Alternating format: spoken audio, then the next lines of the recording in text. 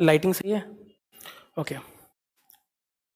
नमस्कार, आप लोग शायद ऑनलाइन हैं। गुड इवनिंग भाई।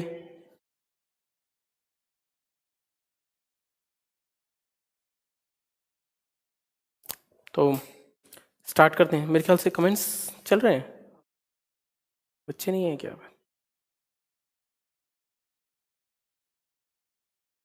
हाँ भाई विवेक, क्या हो गया भाई?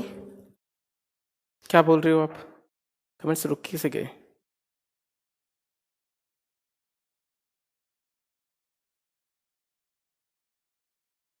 अच्छा आने लगे, चलो। गुड इवनिंग भाई। Hello Rahul, Vivek, Umesh. I am good. Jai Hind. Good evening भाई। Ram Ram. Dharmendra, good evening. Rahul good evening. Vivek, क्या बात हो गई भाई? तुम्हें क्या दिक्कत हो गई बताओ? जय श्री राम भाई राहुल। ठीक है। जय हिंद, जय हिंद।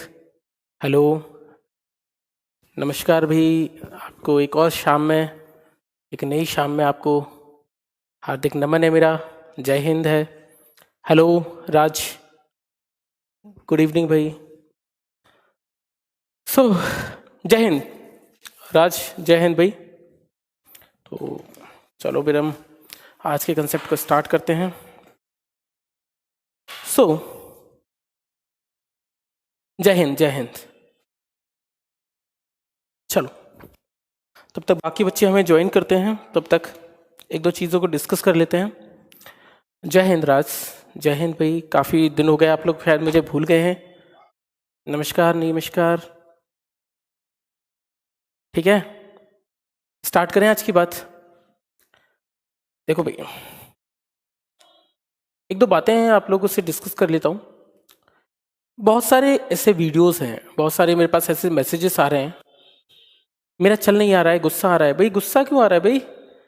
रेगुलर क्लास चलेगा, आएगा भाई, रेगुलर क्लास चलेगा भाई, बिल्कुल। अमित नमस्ते, नमस्ते भाई आप लोगों को। राहुल नमस्ते, नमस्ते सर, नमस्ते नमस्ते नमस्ते भाई। अंकुर नमस्कार, नमस्कार बेटा। प्रीतम, गुस्सा आ रहा है तो भाई क्या कर सकते हो? मेरा तो कुछ नहीं बिगाड़ सकते हो, अपना फोन ही तोड़ सकते हो। गुस्सा मत करो, शांत हो जाओ। डिफेंस का गुस्सा डिफेंस में निकालेंगे दुश्मनों पर। नमस्ते भाई, नमस्ते। राम राम, राम राम भाई। चलो भाई, सफ़र एकदम बढ़िया रहा अंकुर, बहुत मज़ा आया और दोबारा से वापस आ गए हम। रुक रुक के चल रहा है तो आपको हो सकता है कुछ नेट की इशू हो। गुड नाइट भाई, गुड नाइट नहीं कहते जब हम किसी से मिलते हैं, तो उसे गुड नाइट नहीं कहते, जाते वक्त गुड नाइट कहते हैं, तो आते वक्त कभी गुड नाइट नहीं कहते हैं। सर एक बार मेरा नाम बोल दो। Okay Akshay, hello Akshay, hello Akshay, hello. चलो सर, टाइम से पहले ही क्लास लग गई, टाइम से पहले? ओके, मुझे नहीं पता चला। ठीक है, राम राम भाई, राम राम। Good morning. चलो स्टार्ट करते हैं, फिर हम देखते हैं कि क्या बातें हैं आज की। ना थोड़ा सा वीडियो है आज का, थोड़ा सा इंटरेक्टिव वीडियो है। इंटरेक्टिव का मतलब होता है आपके साथ ज़्यादा बातचीत होगी। ठीक है सर, क्वेश्चन ज़्यादा आप नहीं कराते, एक या दो ही टॉपिक पर कराते हैं सर, टॉपिक ख़त्म कर देते हैं। बबलू देखो, क्वेश्चंस की रही बात जहाँ तक, एक बात मैं आपको बताऊं, ऐसा कोई भी कंसेप्ट नहीं होता है जिसको मैं छोड़ दूं। आप कोई सी भी बुक लगाइए, मुझे कोई फर्क नहीं पड़ता। मैं किसी पर्टिकुलर बुक को लेकर नहीं चलता कभी भी। मैं हर कंसेप्ट, कहने का मतलब ये हुआ कि अगर मुझे v equals to u plus a t लगाना है तो मैं बार बार v बराबर यू प्लस ए टी पे क्वेश्चन नहीं कराऊंगा। मैं हर टाइप का क्वेश्चन कराता हूँ। मैं ये नहीं चाहता हूँ कि किसी भी एग्जाम से कोई भी टॉपिक छूट जाए। क्वेश्चन कराने को और कराया जा सकता है। जैसे आप जानते हैं, मैं 10 दिन से काइनेमेटिक्स चला रहा हूँ। अगर आप चाहो तो 20 दिन और चला दूं काइनेमेटिक्स, पर एक महीने में अगर हम सिर्फ काइनेमेटिक्स करेंगे बेटा, तो नहीं कर सकते। तो मैं क्लास के, मैं ये नहीं चाहता, मैं चाहता हूँ आप बुक जो भी लगाए ना, उसमें मेरा कंसेप्ट यूज होना चाहिए, आपको समझ में आना चाहिए कि हाँ, मेरे सर ने वो वाली चीज़ मुझे वहाँ बताई थी। मैं ये चाहता हूँ, और मैं चाहता हूँ कि कोई भी क्वेश्चन कहीं से भी छूटे ना। इसलिए हर क्वेश्चन करने का तरीका होना चाहिए। अब हर चीज़ रटवा नहीं सकते ना, आपको मेरे को समझाना है हर चीज़ ना, तो इसलिए तो हो सकता है। बट मैं क्वेश्चंस की बात करूं तो एटलीस्ट मैंने 30-40 न्यूमेरिकल्स आपको करवा दिए होंगे। ठीक है, क्लीन दिखाई नहीं दे रहा। आप बुक कोई सी भी लगाओ, अगर बुक ना लगी तो आप कहना कि हाँ सर का कोई भी चीज़ छूट गई है।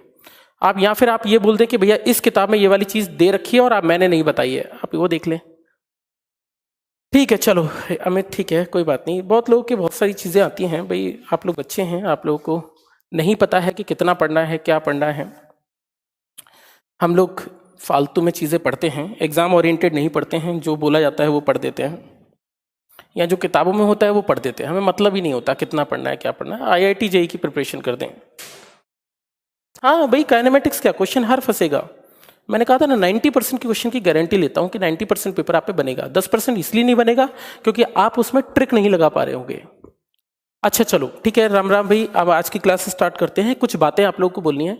बहुत सारे लोग मुझे क्वेश्चंस भेजते हैं। देखो भाई, क्वेश्चन भेजने का कोई प्रॉब्लम नहीं है, बट आप कुछ लोग क्वेश्चंस वो भेजते हैं जो ऑलरेडी मैंने अपनी क्लासेस में करा रखे हैं। तो आप कृपया करके उन्हीं क्वेश्चन को एक बार वीडियो देख लें। वीडियो में ये सारे क्वेश्चन कराए जा चुके हैं। आप क्वेश्चंस करेंगे तो आप बहुत आसानी से क्वेश्चंस कर पाएंगे। जैसे एक क्वेश्चन कराया था मैंने कि एक बॉडी है वो 200 मीटर तय करती है 2 सेकंड में, और मैंने कहा था कि अगले 4 सेकंड में तय करती है 220 मीटर। ये क्वेश्चन मैंने आपको करा रखा है और ये क्वेश्चन मुझसे बार बार पूछा गया है। बेटा आप पहले एक बार वीडियोस को देख लें, सबको एक बार कंसाइज कर लें और वीडियोस को देख लें। और वीडियोस में मैंने ये सारी चीजें कर रखी हैं, ऐसी कोई भी क्वेश्चन नहीं है जो मैंने आपको नहीं कराया। तो आप क्वेश्चंस करते रहें। हाँ, मैंने बोला ना बेटा कि कुछ क्वेश्चन जो आपसे छूट सकते हैं, वो क्वेश्चन आपको ट्रिक नहीं पता उसको करने की, इसलिए जो आपने दिमाग नहीं लगाया। तो ल्यूसेंट के जो क्वेश्चन आप पे नहीं हो रहे हैं या जो क्वेश्चन छूट जा रहे हैं आपसे 90% के अलावा, वो क्वेश्चन इसलिए नहीं होते हैं कि ताकि ठीक चीजें छूट जाए। जैसे एक क्वेश्चन मुझसे किसी ने पूछा, क्वेश्चन ये पूछा कि एक वस्तु है और उस वस्तु को गिराया गया और बोला गया कि वस्तु अगर जमीन से टकराती है तो let us suppose h1 height है, और दूसरी कोई बॉडी गिराई गई जिसमें बोला गया है कि उसकी h2 हाइट है, और मुझसे बोला है कि अगर इसमें t1 ये टाइम लग रहा है, उसमें t2 टाइम लग रहा है, तो मुझसे पूछा गया है कि t1 बाई t2 क्या होगा। देखो बेटा, आपको मैं एक बात बता दूं, क्वेश्चंस बहुत इजी हैं आप अगर क्वेश्चन को कंसेप्ट को समझते हैं तो। इस क्वेश्चन में ऐसा क्या था जो आप लोग मुझसे पूछ रहे हैं? आप लोग मुझसे कहा भी कि डिस्कस कर लें, तो डिस्कस करने वाली ऐसी कौन सी बात है? अगर एक बॉडी गिराई गई है, h1 हाइट है, t1 टाइम लगा है, एक h2 हाइट है, t2 टाइम लगा है, इन दोनों का रेशियो निकालना है, तो टाइम निकाल लो। इसमें निकालना है डिस्टेंस और टाइम के साथ। सेकंड इक्वेशन है, सेकंड इक्वेशन है मतलब s बराबर ut plus half G T square, s बराबर ut plus half G T square. इसको एक क्वेश्चन रख दो, जब कोई चीज ऊपर से गिराई जाएगी तो ये कितना होगा? 0। u 0 होगा तो पहली वाली इक्वेशन क्या बनेगी? h बराबर 1/2 g t1 स्क्वायर। इस इक्वेशन को निकाल लें, इससे आप इक्वेशन निकालेंगे t1 स्क्वायर इक्वेशन निकल कर आएगा h1 टू h1/g। इसको हम फर्स्ट इक्वेशन मान लेते हैं। ऐसे हम सेकंड इक्वेशन निकालेंगे, या इसको मैं एक काम करता हूं, इसको अंडर रूट में डाल देता हूं। ऐसे आप t2 निकालेंगे तो t2 की इक्वेशन निकल कर आएगी अंडर रूट ऑफ 2h2/g। इन दोनों के रेशियोज लिखने हैं, तो t1/t2 equals to under root of h1/h2, t1/t2 equals to under root of h1/h2। तो ऐसे बहुत सारी चीजें हैं जो आप लोग मुझसे पूछते हैं और ये क्वेश्चन बहुत ही आसान है। हाँ, ऐसा हो सकता है कि आप उसमें दिमाग ना लगा पा रहे हो, तो क्वेश्चंस को जरा करते चलो। मैं ऐसी कोई भी चीज नहीं है जो आपसे छूट जाए, इस बात की मैं गारंटी लेता हूं कि आपके पेपर के सारे सवाल बन जाएंगे। आप जो भी बुक फॉलो करते हैं बुक फॉलो करें। मैंने कहा ना 90% क्वेश्चन आप पे बनेंगे। 10% क्वेश्चन की इसलिए बोल रहा हूं क्योंकि 10% क्वेश्चन में आपको दिमाग अपना भेजा लगाना पड़ेगा। अगर आप वो करते हो तो बहुत आसानी से इन चीजों को कर सकते हो। चलो हम आज के कंसेप्ट को स्टार्ट करते हैं, ठीक है। ये क्वेश्चंस कुछ लोग मुझसे पूछ रहे थे, तो आप एक बार वीडियो जरूर देखें। वीडियो में ऐसे क्वेश्चंस कराए गए हैं, ऐसा कोई भी टॉपिक नहीं है जो नहीं कराया गया, लेकिन फिर भी चलो। अब हमारे पास जो टॉपिक था, हम पिछली बार 2 चीजें लिख रहे थे। हमने लिखा था इंपल्स और हमने लिखा था मोमेंटम। मोमेंटम मतलब संवेग और ये हुआ आवेग। इंपल्स और वेव, ठीक है, लाइव है भाई क्लास। मैंने आपको एक चीज बताई थी बेटा कि मोमेंटम जिसको हम संवेग कहते हैं, P बराबर होता है m इंटू वी। और मैंने आपको एक चीज और बताई थी कि जो मास होता है, बेटा आप लोग कमेंट कर रहे हो शिवेश वीडियो रुक रहा है, तो वीडियो में भी हो सकता है कि आपके इंटरनेट की उसकी वजह से रुक रहा हो। सिलेबस कम कंप्लीट होगा शिवम, सिलेबस आपका एग्जाम में कंप्लीट हो जाएगा। मैं जहां तक समझता हूं कि सिलेबस 15 जन तक कंप्लीट हो जाना चाहिए, 15 जनवरी तक। हम इतनी कोशिश कर रहे हैं कि इतना चल जाए एटलीस्ट, ठीक है। मेरा वीडियो पीछे चल रहा है, क्या डबल साउंड आ रहा है? डबल साउंड नहीं आ रहा है, लेकिन आप उसको दोबारा से रीस्टार्ट कर लें, हो सकता है इस चीज में इश्यू हो, ठीक है, ठीक है, दोबारा से देख लें। तो मैंने कहा P बराबर है m डॉट वी, मैंने ये लिखवाया था। और मैंने आपको ये कहा था कि अगर कभी फोर्स कांस्टेंट होगा, बल नियत होगा, फोर्स कांस्टेंट होगा, तो मास बढ़ाएंगे तो वेलोसिटी कम होगी, ये मैंने आपको बोला था। और इस पर मैंने एक एग्जाम्पल भी लिखवाया था कि the principle of rocket is conservation of linear momentum. Hindi में रॉकेट के उड़ने का सिद्धांत रेखीय संवेग के संरक्षण का नियम होता है। रॉकेट के उड़ने का सिद्धांत रेखीय संवेग के संरक्षण का नियम होता है। मेरे ख्याल से आप नहीं भूले होंगे इस बात को। तो मैंने कहा कि प्रिंसिपल ऑफ रॉकेट, बेटा 12th तो नहीं कराऊंगा, 12th तो आपके जितेश सर ही कराएंगे, ठीक है ना। नाइट में आए हो, मैराथन चलने दो बेटा, मैं चाहता हूँ मैराथन चले। मेरे को ना पढ़ाने का बड़ा अच्छा लगता है, तो आप लोग का इतना प्यार मिलता है तो मुझे लगता है भी पढ़ाते रहो, तो मैं पढ़ा दूँ, मेरे को कोई प्रॉब्लम नहीं है, ठीक है। पीडीएफ में अपलोड कीजिएगा तो आंसर जरूर रखिएगा, ओके बबलू, मैं इस बात को ध्यान रखूंगा, ठीक है। पर आप क्वेश्चन जरूर लगाएं बबलू। अब आप मेरे से अगर ये सब बातें बोले हैं तो भाई बबलू आपको क्वेश्चंस करने पड़ेंगे, आपसे ही क्वेश्चन पूछे जाएंगे, अब इतना ध्यान रखिएगा, ठीक है। इंग्लिश मीडियम वालों के लिए भी बुक दे देंगे, चिंता मत करो, इंग्लिश मीडियम वालों के लिए भी आ जाएगी, सबके लिए अपलोड किया जाएगा, चिंता मत करो। देखो अभी हम स्टार्ट करते हैं, उसके बाद बात करते हैं। अभी आप कमेंट थोड़ा सा कम करो और देखते जाओ, अभी थोड़ा सा लेक्चर थोड़ा सा थ्योरेटिकल होने वाला है। तो रेखीय संवेग के संरक्षण का नियम होता है, यानी रेखीय संवेग के संरक्षण का नियम का मतलब बताया था कि जब रॉकेट कभी उड़ना स्टार्ट करता है तो उसका मास जो होता है, मैंने कहा था मास कम होता जाता है और वेलोसिटी बढ़ती जाती है, तभी रॉकेट पार निकल पाता है, ये मैंने आपको बताया था, ठीक है। अब बात करते हैं इंपल्स की। इंपल्स मतलब होता है आवेग।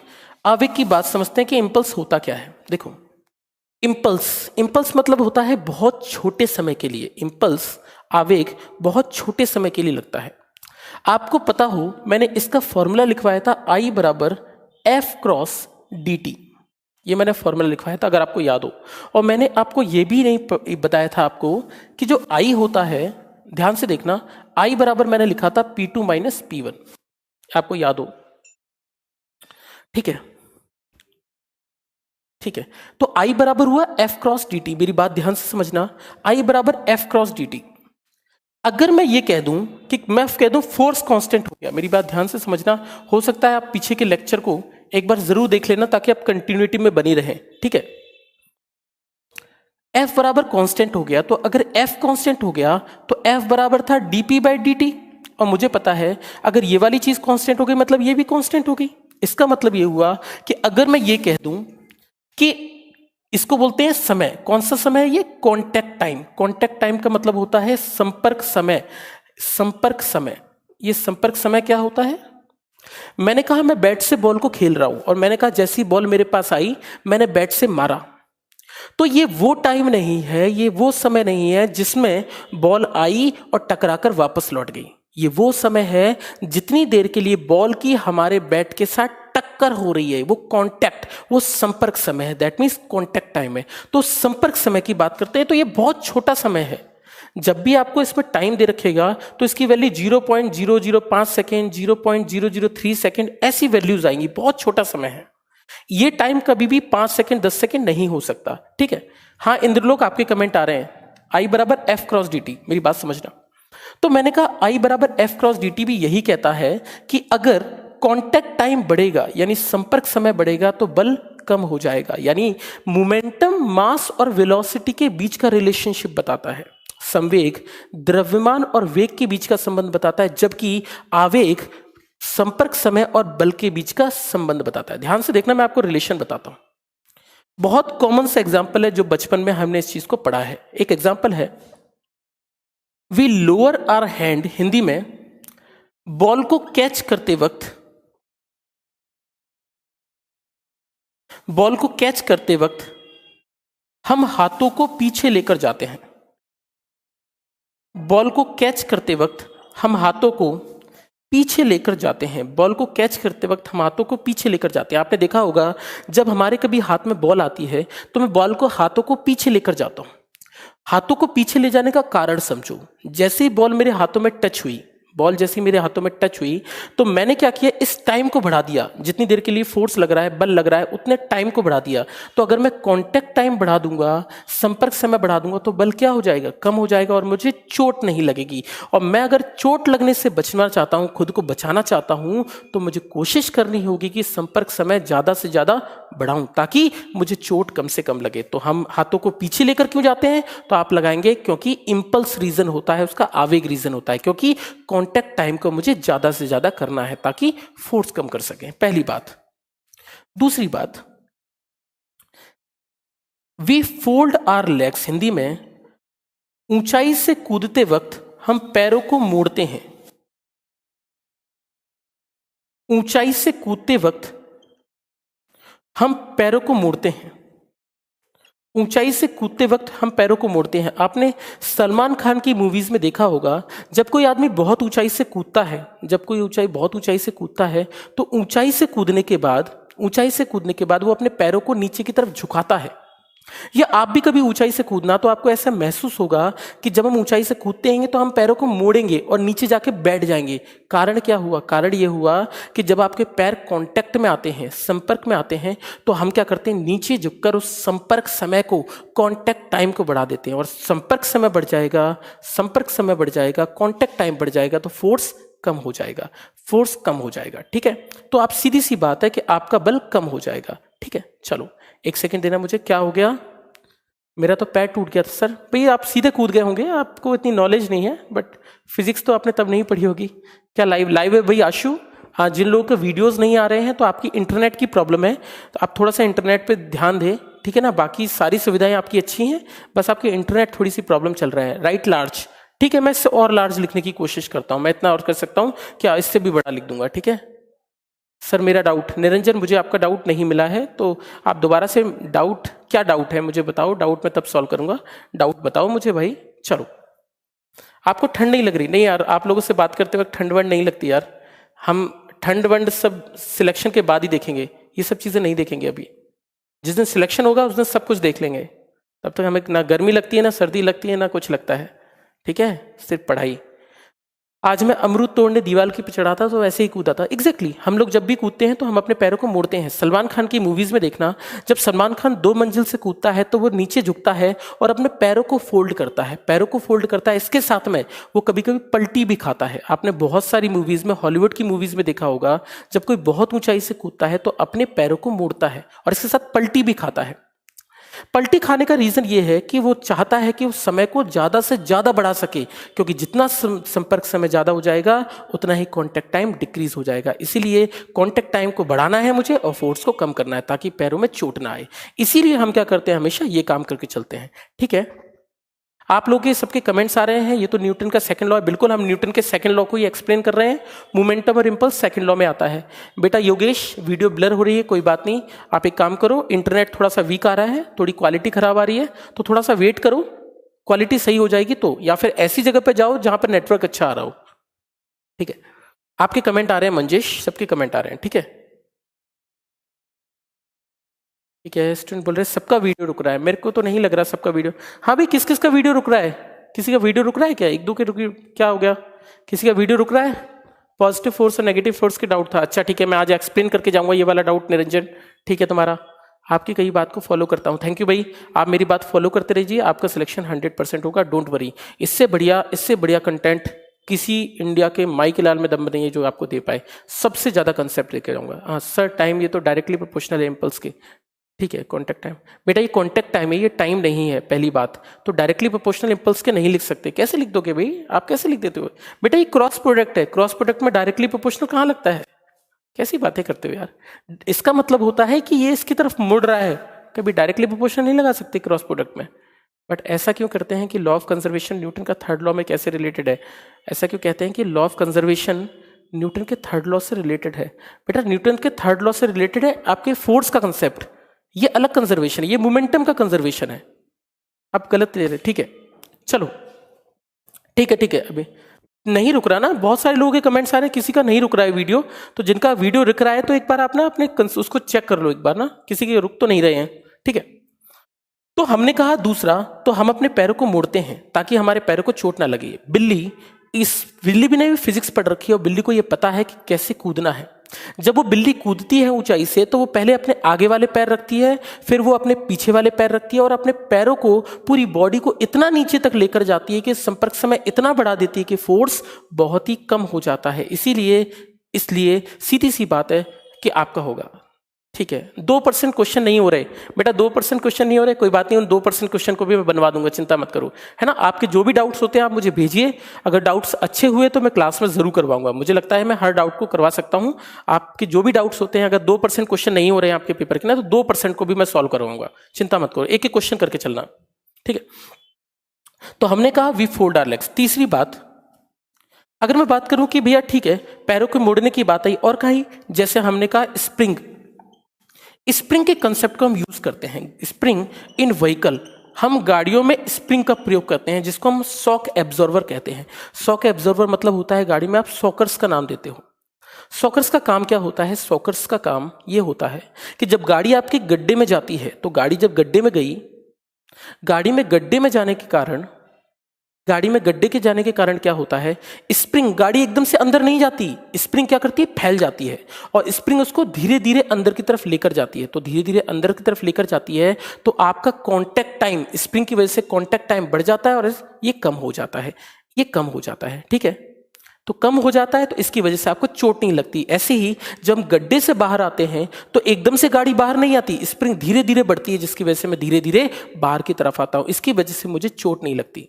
मैं गद्दे पे कूदूंगा तो चोट नहीं लगेगी, क्योंकि गद्दा क्या करता है, एकदम से अंदर नहीं जाता, धीरे धीरे अंदर जाता है, जिसकी वजह से हमें चोट नहीं लगती। ऐसे ही बहुत सारी चीज हम डेली लाइफ में करते हैं। जैसे अगर मैं रेत में कूदूं तो मुझे चोट नहीं लगेगी, कारण क्या होगा, रेत में कूदने पर चोट इसलिए नहीं लगेगी क्योंकि जब मैं रेत में कूदूंगा तो मेरे पैर कांटेक्ट में नहीं आएंगे, संपर्क में नहीं आएंगे, मेरे पैर धंस जाएंगे, और अगर पैर धंसेंगे तो कांटेक्ट टाइम बढ़ जाएगा, और कांटेक्ट टाइम बढ़ जाएगा तो वो फोर्स कम हो जाएगा। ठीक है ना। तो इस तरीके से हम इंपल्स के बारे में जाने तो आवेग मतलब होता है बल और संपर्क समय के बीच का रिलेशन, फोर्स और टाइम का रिलेशनशिप। ठीक है, तो इस बात को याद रखते हैं। ठीक है बेटा प्रीतम, एक काम करो, अगर आपका वीडियो नहीं चल रहा है तो हो सकता है आपका डेटा पैक खत्म हो गया हो, तो हो सकता है डेटा पैक में आपको प्रॉब्लम हो, तो आप उस चीज को देखते रहो। ठीक है, डेटा पैक में हो सकता है आपकी स्पीड कम आ रही हो, इन सब चीजों का रिलेटेड हो। अमित पीडीएफ मिलेगा, पीडीएफ का वेट करो, मैं परसों ही आया हूँ, कल परसों ही आया हूँ, तो मुझे थोड़ा सा वेट करने दो, मैं आपको पीडीएफ अपलोड कराऊंगा। मेरे को, मैं बना रहा हूँ, पीडीएफ को लिखना पड़ता है ना, तो थोड़ा टाइम लगता है, मैं बनाऊंगा, आपको 2 चैप्टर की एक साथ दे दूंगा, पर मैं दूंगा, चिंता मत करो, वो मेरी जिम्मेदारी है।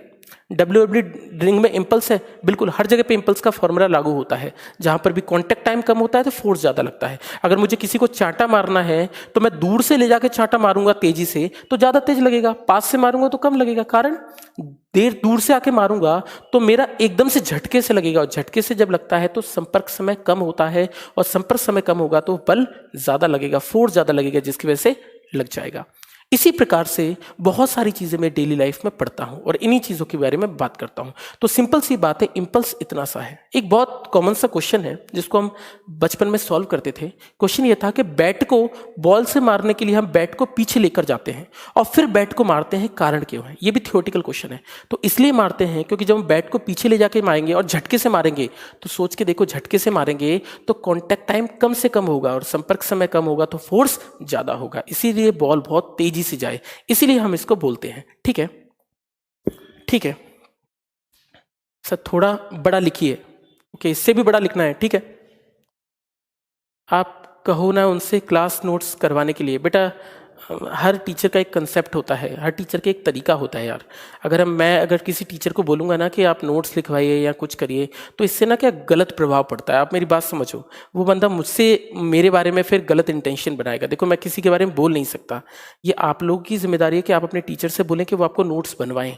नोट्स का फ़ायदा अभी नहीं है, पर नोट्स का फ़ायदा मिलता है जब आपके एग्जाम्स होते हैं। जब एग्जाम्स की बात आएगी तो आप बुक थोड़ी ना पढ़ने बैठोगे, तब आप नोट्स पढ़ोगे। नोट्स में वही चीज़ें लिखी जाती हैं जो एग्जाम में डायरेक्टली आती हैं, ठीक है ना। इसलिए थोड़ा सा आपको वेट करना पड़ेगा, ठीक है, होंगी चीजें, थोड़ा सा मुझे टाइम दीजिए, मैं सब कर दूंगा आपके लिए। चलो, तो मोमेंटम और इंपल्स की बात यहां से निकलकर आती है, थोड़ा देर का, ठीक है।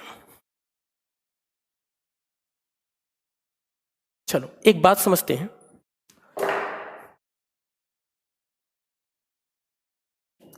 एक क्वेश्चन पूछा गया मुझसे, सोच के आंसर देना क्या होगा इसका आंसर, ठीक है। एक बैट है, और एक बैट से बॉल आके टकराती है, मेरी बात समझना ध्यान से, इसका मास m है, इसकी वेलोसिटी v है। टकराने के बाद ये बॉल वापस लौटती है, जिसका मास m है और जाने की भी वेलोसिटी बराबर है, मतलब v बराबर है। क्वेश्चन ध्यान से समझना, मैं एक कंसेप्ट बता रहा हूं, फिर इससे क्वेश्चन कराऊंगा। क्वेश्चन ये है कि एक बैट है और बैट से मैंने बॉल को मारा, बैट से बॉल बैट से आके लगी और जैसे ही टकराई तो ये जाती है वापस। बेटा नीरज सर पूछते हैं तो आपको बताना चाहिए, आपको जो भी प्रॉब्लम होती है आप नीरज सर से डिस्कस किया करो। अगर आपको किसी भी चीज़ में कोई डाउट है, देखो भाई एक चीज़ आप याद रखो, हम सारे टीचर्स सिर्फ आपके सिलेक्शन के लिए बैठे हैं। अगर यहाँ पर किसी भी वजह से, मैं नहीं चाहता कि, देखो आइंस्टीन ने एक बात कही थी कि ना, क्लास में बोलकर बेवकूफ कहलाना ज्यादा अच्छा है क्लास में चुप रहकर स्मार्ट बनने से। इस बात को आप समझ लीजिए। तो आप बोलिए, जो आपको प्रॉब्लम्स होती हैं उन चीज़ों के बारे में जरूर डिस्कशंस कीजिए, आपके फायदे की चीज़ है। आप 999 खर्च करते हो तो 999 भी अमाउंट है, ऐसा नहीं कि उसका 1 रुपये भी हम वेस्ट क्यों करें। मैं भी बहुत बड़े परिवार से नहीं आता हूँ, मैं बहुत छोटी फैमिली से आता हूँ, तो मेरे लिए भी पैसा बहुत बड़ी वैल्यू रखता है और मुझे एक एक पैसे की वैल्यू पता है। और मैं इन्हीं चीज़ों के लिए बोलता हूँ कि आप बोलिए, जो भी प्रॉब्लम्स होती है करिए। वाईफाई का खर्चा कितना होगा? टीच इलेक्ट्रोमैग्नेटिक का बेटा जितेश सर पढ़ाएंगे, पूरा 12th जितेश सर पढ़ाएंगे, ठीक है। अब क्वेश्चन ये है कि अगर कोई चीज आई और टकराकर वापस लौटती है बैट से, मेरी बात समझना, यहां टक्कर हुई, टकराकर वापस लौटी, जिस टक्कर में वेलोसिटी जितने से आती है उतने से ही लौटती है। मतलब अगर मैं कहता हूं कि v1 बराबर v2 है, ऐसे कॉलिजन को हम नाम देते हैं परफेक्टली इलास्टिक कॉलिजन। तो हो सकता है आपके पेपर में ऐसा ना बोला जाए कि बॉल टकराकर वापस लौटी v से, ऐसा भी बोल सकते हैं कि अगर कोई बॉल आई और टकराकर इस कॉलिजन से लौटी, इसको हिंदी में बोलते हैं पूर्णतः प्रत्यास्थ टक्कर। अगर ये बोल देता है कि पूर्णतः प्रत्यास्थ टक्कर है, तो इसका मतलब भी आप समझेंगे कि v से आई है, v से गई है, मतलब किसी भी एनर्जी का लॉस ना होना, किसी भी ऊर्जा की हानि नहीं होना। तो v वेग से आई, v से टकराकर लौटी। अब मेरी बात समझना, क्वेश्चन पूछा गया है फाइंड इंपल्स, मुझसे पूछा गया है कि आवेग बताइए, आवेग कितना होगा, फाइंड इंपल्स। एक क्वेश्चन कराऊंगा इस कंसेप्ट पे बेस्ड। कंसेप्ट समझो क्या है। कंसेप्ट ये है कि मोमेंटम और इंपल्स, आवेग और संवेग, हिंदी वालों के लिए आवेग और संवेग दोनों ही वेक्टर क्वांटिटीज हैं। वेक्टर का मतलब होता है सदिश, ये आप जानते होंगे। हिंदी मीडियम आप लोग थोड़े से प्रॉब्लम में रहते हैं, शंका में रहते हैं। सदिश राशि है। वेक्टर होने का मतलब ये होता है कि जब भी हम इस चीज को रिलेशन में निकालेंगे, वेक्टर को जब भी सॉल्व करेंगे, तो हमें डायरेक्शन का ध्यान रखना होगा, मतलब दिशा का ध्यान रखना होगा, ठीक है। बेटा समर वीडियो रुक रहा है तो ये इंटरनेट की प्रॉब्लम हो सकती है, यहां से तो सही जा रहा है सब चीजें, हम आपसे 12th पढ़ेंगे। बेटा ठीक है, अभी आप पढ़ते रहो, अगर कोई प्रॉब्लम होगा, अगर आपको कहीं 12th के किसी पोर्शन में प्रॉब्लम होगी तो वो कंसेप्ट को मैं बता दूंगा, आप उसकी चिंता मत करो, मैं आपके लिए बैठा हूं, ठीक है ना, ठीक है। चलो, तो अब मुझसे क्वेश्चन पूछा गया कि बताइए आवेग नाम की क्या चीज होगी। इंपल्स निकालना है, और मैं जानता हूं इंपल्स क्या है, वेक्टर है, मतलब डायरेक्शन को ध्यान देना है। अगर मैं इसके आंसर की बात करूं तो मुझे पता है इंपल्स निकालने का फॉर्मूला I बराबर P2 माइनस P1 होता है, मेरे को समझ में आ रहा होगा। अब आप बात समझना, अगर P2 माइनस P1 है इसका मोमेंटम, तो अगर मैं जाने का मोमेंटम P1 बराबर m इंटू v लिखूं, तो क्या आने का मोमेंटम, वापस जाने का मोमेंटम, क्या मैं P बराबर P2 बराबर mv लिख दूं क्या? ये चीज गलत हो जाएगी, मेरी बात ध्यान से समझना, ये चीज गलत हो जाएगी। इसलिए गलत हो जाएगी क्योंकि इंपल्स एक मोमेंटम या इंपल्स क्या है, वेक्टर है। मोमेंटम क्या है, वेक्टर है। और जब हम सदिशों की बात करते हैं वेक्टर की, तो अगर ये ए वेक्टर है तो ये वाली चीज क्या होगी, माइनस ए वेक्टर नहीं होगी। तो इन दोनों की दिशा उल्टी हो गई ना, और दिशा उल्टी हो गई, इसका मतलब होगा कि आपको इसको ध्यान रखना पड़ेगा कि ये अगर mv है तो आपको इसको यहां पर P2 बराबर माइनस mv कंसीडर करना पड़ेगा। और अगर ये माइनस mv होगा तो आप इसका फॉर्मूला लगाएंगे I बराबर माइनस mv, और इसका आंसर निकल कर आएगा -2mv। तो आपको इसका आवेग लिखना पड़ेगा -2mv। ये इसका आंसर होगा ना कि 0। कुछ लोग इसका ऑप्शन में आंसर 0 दे देंगे, ये भी ल्यूसेंट की बुक का क्वेश्चन है, इस बात को भी आप ध्यान रखिएगा। चलो, अगर आपको एक कंसेप्ट याद हो गया हो, मोमेंटम का कंसेप्ट समझ आया हो कि आपको डायरेक्शन ध्यान देना है, तो एक क्वेश्चन करते हैं अच्छा सा, ठीक है। इसको मिटा देता हूं, एक क्वेश्चन पे आते हैं। प्रैक्टिस सीट बिल्कुल बेटे की बेटा प्रैक्टिस सीट, आप चिंता मत करो, ठीक है। जितनी बातें बोली हैं मैं सब करूंगा, बट मैं ये चाहता हूं कि आपको सब चीजें समझ में आती रहें। चलो क्वेश्चन लिखते हैं एक अच्छा सा, फिर हम ध्यान देते हैं कि क्वेश्चन क्या कह रहा है। जरा लिखो, हिंदी मीडियम इंग्लिश मीडियम दोनों लिखो। क्वेश्चन लिखना 400 ग्राम की गेंद को, यदि 400 ग्राम की गेंद को, यदि 400 ग्राम की गेंद को, यदि 400 ग्राम की गेंद को किसी 400 ग्राम की गेंद, सबका कमेंट आ रहा है बेटा, कमेंट मत लिखो, लिखते चलो, ठीक है। नेगेटिव डायरेक्शन को रिप्रेजेंट कर रहा है, बिल्कुल लिखना। 400 ग्राम की गेंद को, 400 ग्राम की गेंद को 5 मीटर की ऊंचाई से गिराया जाता है। 5 मीटर की ऊंचाई से गिराया जाता है। 400 ग्राम की गेंद को 5 मीटर की ऊंचाई से गिराया जाता है। यदि कोई व्यक्ति जमीन से, यदि कोई व्यक्ति जमीन से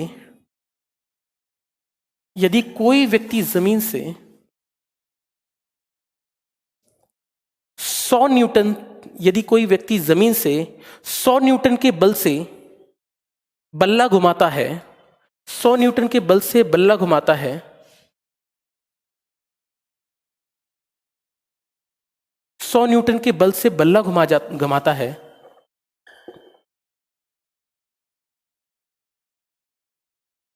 100 न्यूटन के बल से बल्ला घुमाता है, तो बॉल 20 मीटर की ऊंचाई तक जाती है। तो बॉल 20 मीटर की ऊंचाई तक जाती है। तो बॉल 20 मीटर की ऊंचाई तक जाती है। संपर्क समय बताइए, संपर्क समय बताइए। क्वेश्चन समझो दोबारा से। बेस्ट ही चाहिए मुझे भाई संदीप, अगर बेस्ट नहीं मिला तो तुम लोग पिटोगे भाई, ठीक है। वेक्टर डायमेंशन की क्लास जल्दी लगवाइए, जल्दी जल्दी जल्दी। वेक्टर क्लास इस संडे को 100%, ठीक है। इस संडे को मैं वेक्टर क्लास लगवा दूंगा, वेक्टर नहीं यूनिट एंड डायमेंशन लगवाऊंगा, क्योंकि मुझे एक छोटा सा कंसेप्ट बताना है एरर्स का। एरर पर क्वेश्चन आने वाले हैं त्रुटि वाले चैप्टर पे, तो त्रुटि वाले पे टॉपिक पे क्वेश्चन आएंगे, तो मुझे करवाना है वो टॉपिक, तो मैं कराऊंगा आपको ना संडे के दिन, ठीक है। तो मुझे बताना है संपर्क समय क्या होगा। जो हिंदी मीडियम के स्टूडेंट है, जो अभी जोड़े हैं, दोबारा से सुन लीजिए क्वेश्चन क्या है। क्वेश्चन ये है कि नीचे एक बल्ला पकड़ के बैठा हूं और इस बल्ले से एक बॉल गिराई गई है 5 मीटर से। कितने से? 5 मीटर से। अब जब ये 5 मीटर से बॉल को गिराया जाता है, जब ये 5 मीटर से बॉल को गिराया जाता है, तो बॉल बल्ले से टकराकर वापस लौटती है। कितना ऊपर तक जाती है? 25 मीटर तक, सॉरी कितना है, 20 मीटर तक ऊपर जाती है।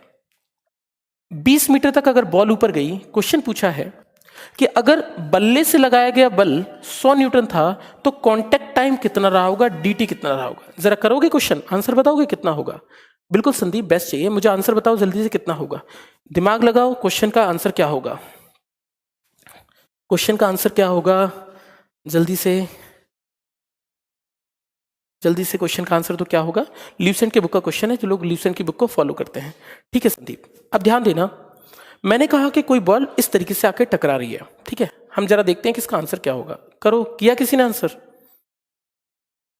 किया बेटा किसी ने आंसर? क्वेश्चन का ध्यान रखना जब भी हम ऐसी चीजें करते हैं। हाँ राकेश आपके कमेंट आ रहे हैं।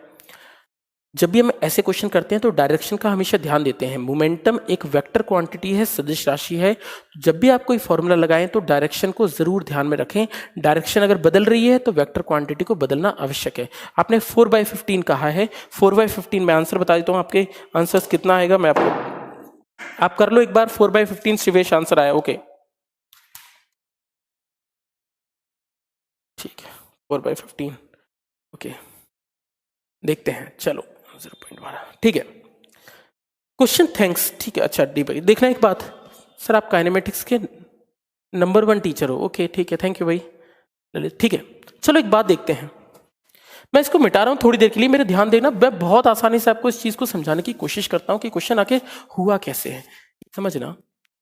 ये क्वेश्चन जो लोग ल्यूसेंट की बुक को फॉलो करते हैं, ये कंसेप्ट है बेटा, एक इस कंसेप्ट पर आधारित बहुत सारे क्वेश्चन बनते हैं जो आपकी अरिहंत की किताबों में दे रखे हैं। इसी कंसेप्ट को यूज करना हमेशा। क्वेश्चन ये है, मुझे निकालना है dt।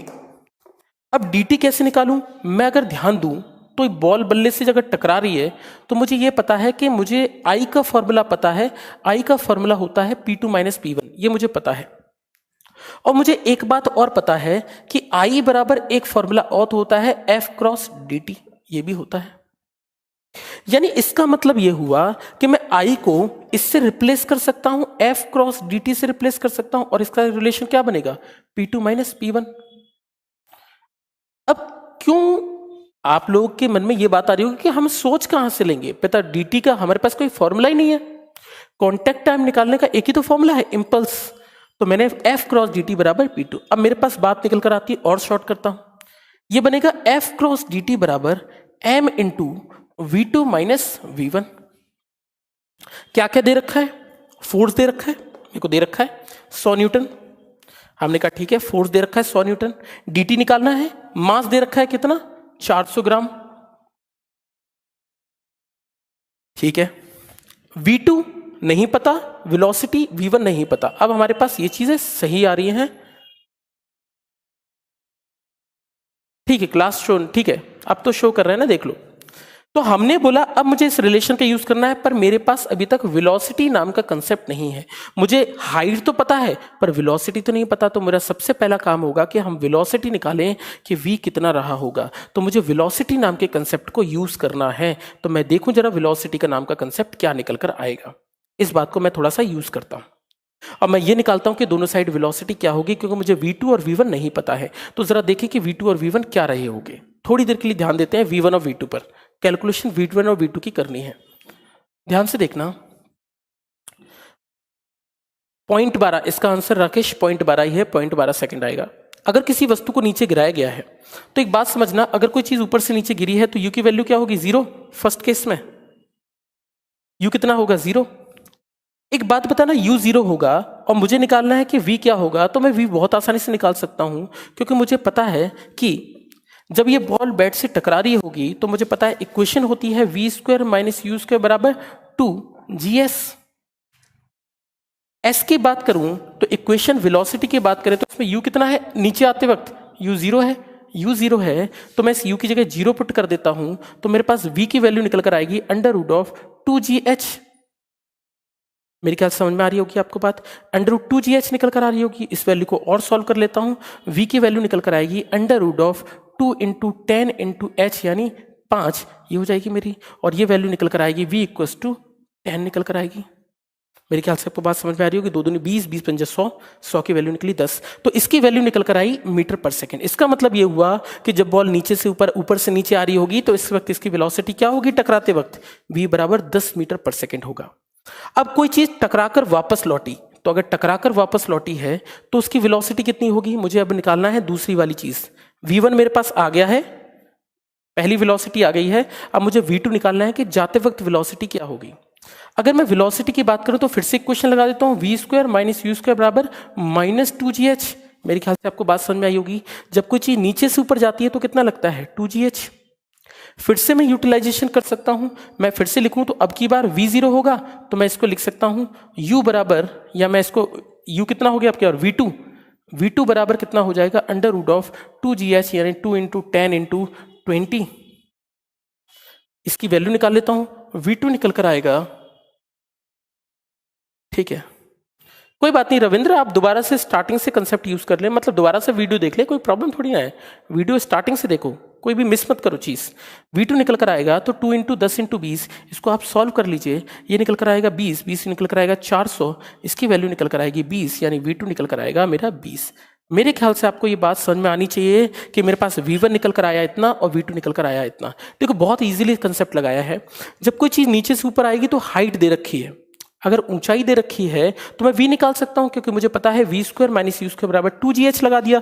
u कितना है? 0 है ऊपर से नीचे में, और यहां से v 0 है। तो इन दोनों के कंसेप्ट को निकालकर वेलोसिटी निकालनी, और वेलोसिटी आ गई तो इस फॉर्मूले में पुट कर देता हूं। v2 दोबारा से, चलो v2 दोबारा से बताता हूं। देखो अब कोई चीज अगर नीचे से ऊपर जाएगी तो ध्यान से देखना, जब कोई चीज नीचे से टकरा के ऊपर जाएगी तो मुझे पता है v कितना होता है इस केस में, 0।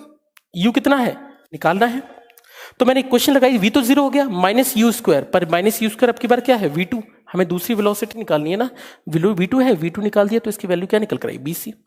अब मेरे को इस कंसेप्ट को दोबारा से यूज करना है, f क्रॉस dt, तो आपने लिखा 400 सॉरी फोर्स 100 100 इंटू dt बराबर मास की वैल्यू कितनी दे रखी, 400 ग्राम, 400 ग्राम को 1000 डिवाइड किया, इसकी वैल्यू निकालते हैं इंटू v2 माइनस v1। अब देखना v2 माइनस v1 की बात करें, v2 की बात करें तो कितना है 20 माइनस ऑफ माइनस 10। आपको ये बात समझ में आनी चाहिए, ये कंसेप्ट बहुत इंपॉर्टेंट कंसेप्ट है, वरना आपका क्वेश्चन गलत हो जाएगा। ध्यान रखना, जब कोई चीज दिशा उल्टी होती है, डायरेक्शन उल्टी होती है, तो ऊपर से नीचे के लिए यहां थी, नीचे से ऊपर के लिए यहां थी, तो दिशा उल्टी होगी, और दिशा उल्टी होगी तो आप लिखेंगे 20 माइनस ऑफ माइनस 10। इसको सॉल्व कर लीजिए, dt की जो वैल्यू निकल कर आएगी वो निकल कर आएगी 0.12 सेकेंड, ये इसका आंसर होगा सही। इस तरीके से हम इस क्वेश्चन को सॉल्व करेंगे, तो इसको ध्यान दीजिए, ठीक है।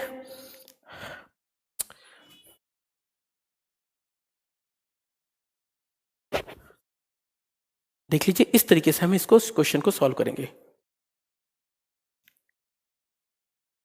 सर P2 और P1 चेंज कैसे हो गया, V2 और V1, P1 और P2 कहां चेंज हुआ, P को हमने क्या लिखा, P बराबर m इंटू वी, इसका भी m इंटू वी, मास तो सेम है, मास को कॉमन ले लिया तो मास को ऐसे लिख दिया, अंदर क्या बचेगा V2 माइनस V1। ये नहीं समझ में आया, ये तो बहुत आसान है, V2 माइनस V1। वेलोसिटी लिखेंगे तो वेलोसिटी की डायरेक्शन उल्टी हो गई तो क्या लिखेंगे, V2 ऑफ माइनस V1 लिखेंगे, क्योंकि V1 उल्टा हो गया है, इसको 100 लिखा।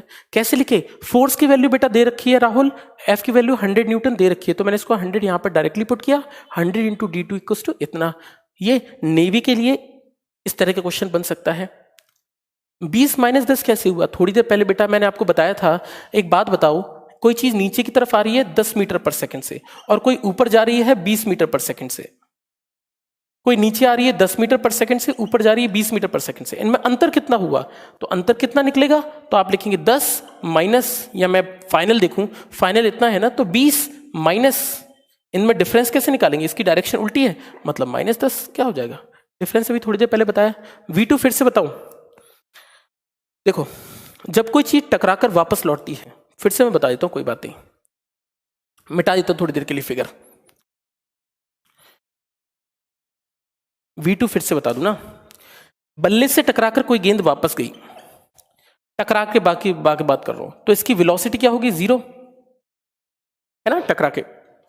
अगर V0 फाइनल वेलोसिटी 0 होगी, मुझे हाइट दे रखी है कितनी, 20 मीटर, टकराने के बाद की बात कर रहा हूं, मुझे पता है v square minus you square बराबर -2gh, ऊपर जाने के लिए -2gh, ऊपर जाते वक्त v कितना है, 0, इक्वेशन क्या बनी, -u बराबर -2gh।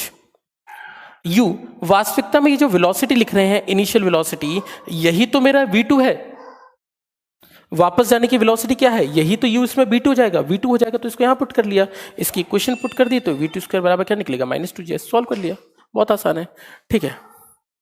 ओके, 1000 कैसे आया, 1000 बेटा 400 ग्राम दे रखा है ना, तो सारी वैल्यू को यहां तो SI में रखो, SI यूनिट में या एम केस में, और एम केस अगर पुट करोगे तो ग्राम में तो कोई वैल्यू रख नहीं सकते, तो आपको इसको किलोग्राम में भी चेंज करना पड़ेगा, तो किलोग्राम में हमें चेंज करना पड़ेगा, इसलिए मेरे ख्याल से समझ में आई होगी चीज, क्लियर है, ठीक है। चलो थोड़ा सा आगे बढ़ते हैं, बहुत सारे न्यूमेरिकल्स कराने, चलो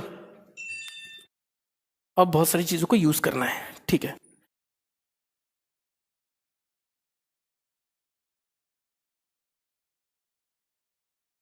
मेरी बात समझना, शॉर्ट ट्रिक बेटा अभी आई नहीं है, बट आएगी, ठीक है, अभी नहीं है, इसकी नहीं है शॉर्ट ट्रिक, इसको तो पूरा सॉल्व करना पड़ेगा। चलो नेक्स्ट क्वेश्चन देखते हैं।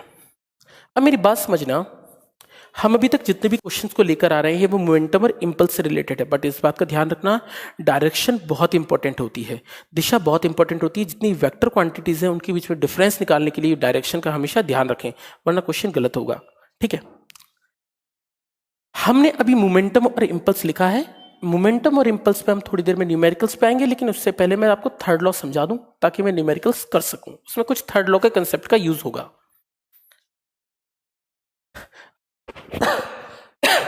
अरे प्रीतम कुछ दिख नहीं रहा है तो यार बेटा आपकी इंटरनेट स्पीड बहुत वीक है, कोई बात नहीं, आप एक काम करो, बाद में वीडियो देख लेना, कोई बात नहीं, आप सुनकर कैसे पढ़ोगे यार, इतना डेडिकेशन।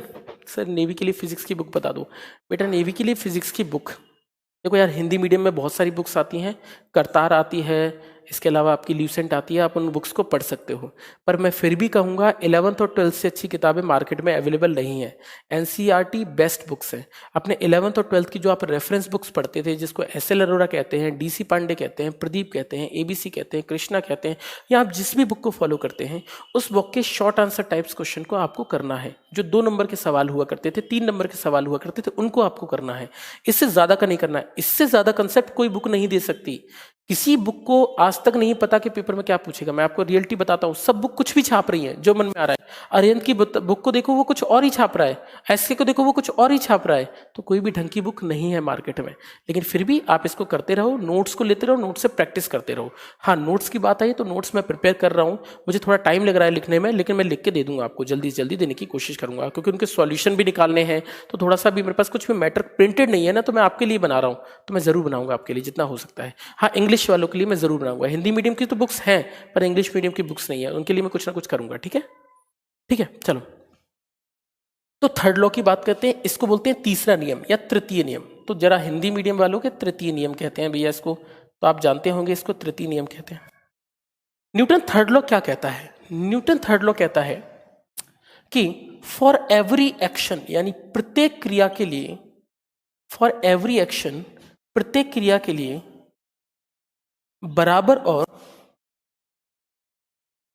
प्रत्येक क्रिया के लिए बराबर और विपरीत प्रतिक्रिया होती है। प्रत्येक क्रिया के लिए बराबर और विपरीत प्रतिक्रिया होती है। इस पूरे ब्रह्मांड में, इस पूरे यूनिवर्स में अकेला बल, अकेला फोर्स, जिसको यूनिफोर्स इंग्लिश में कहते हैं, नहीं पाया जाता इस ब्रह्मांड में। नोट कर लो, अगर आप F लगाओगे तो आपको रिएक्शन फोर्स जरूर मिलेगा, यानी अगर आप क्रिया करोगे तो आपको प्रतिक्रिया बल जरूर मिलेगा। इस बात को आप हमेशा याद रखिए। तो अगर क्रिया करोगे तो विपरीत क्रिया हमेशा मिलेगी। कहने का मतलब ये हुआ कि अगर कोई टेबल पे किताब रखी है, लेट अस सपोज ये किताब रखी है टेबल पर, और मैंने कहा कि मैं कोई फोर्स लगा रहा हूं क्या? आप बोलेंगे नहीं भैया, मैं किताब तो लगा नहीं रहा, फोर्स तो नहीं लगा रहा, बल तो नहीं लगा रहा। बेटा आप बल लगा रहे हैं, और इस फोर्स का नाम होता है mg। हर वस्तु से mg हमेशा हमेशा ग्राउंड में लगता है। इस बात को आप रट्टा मार लीजिए।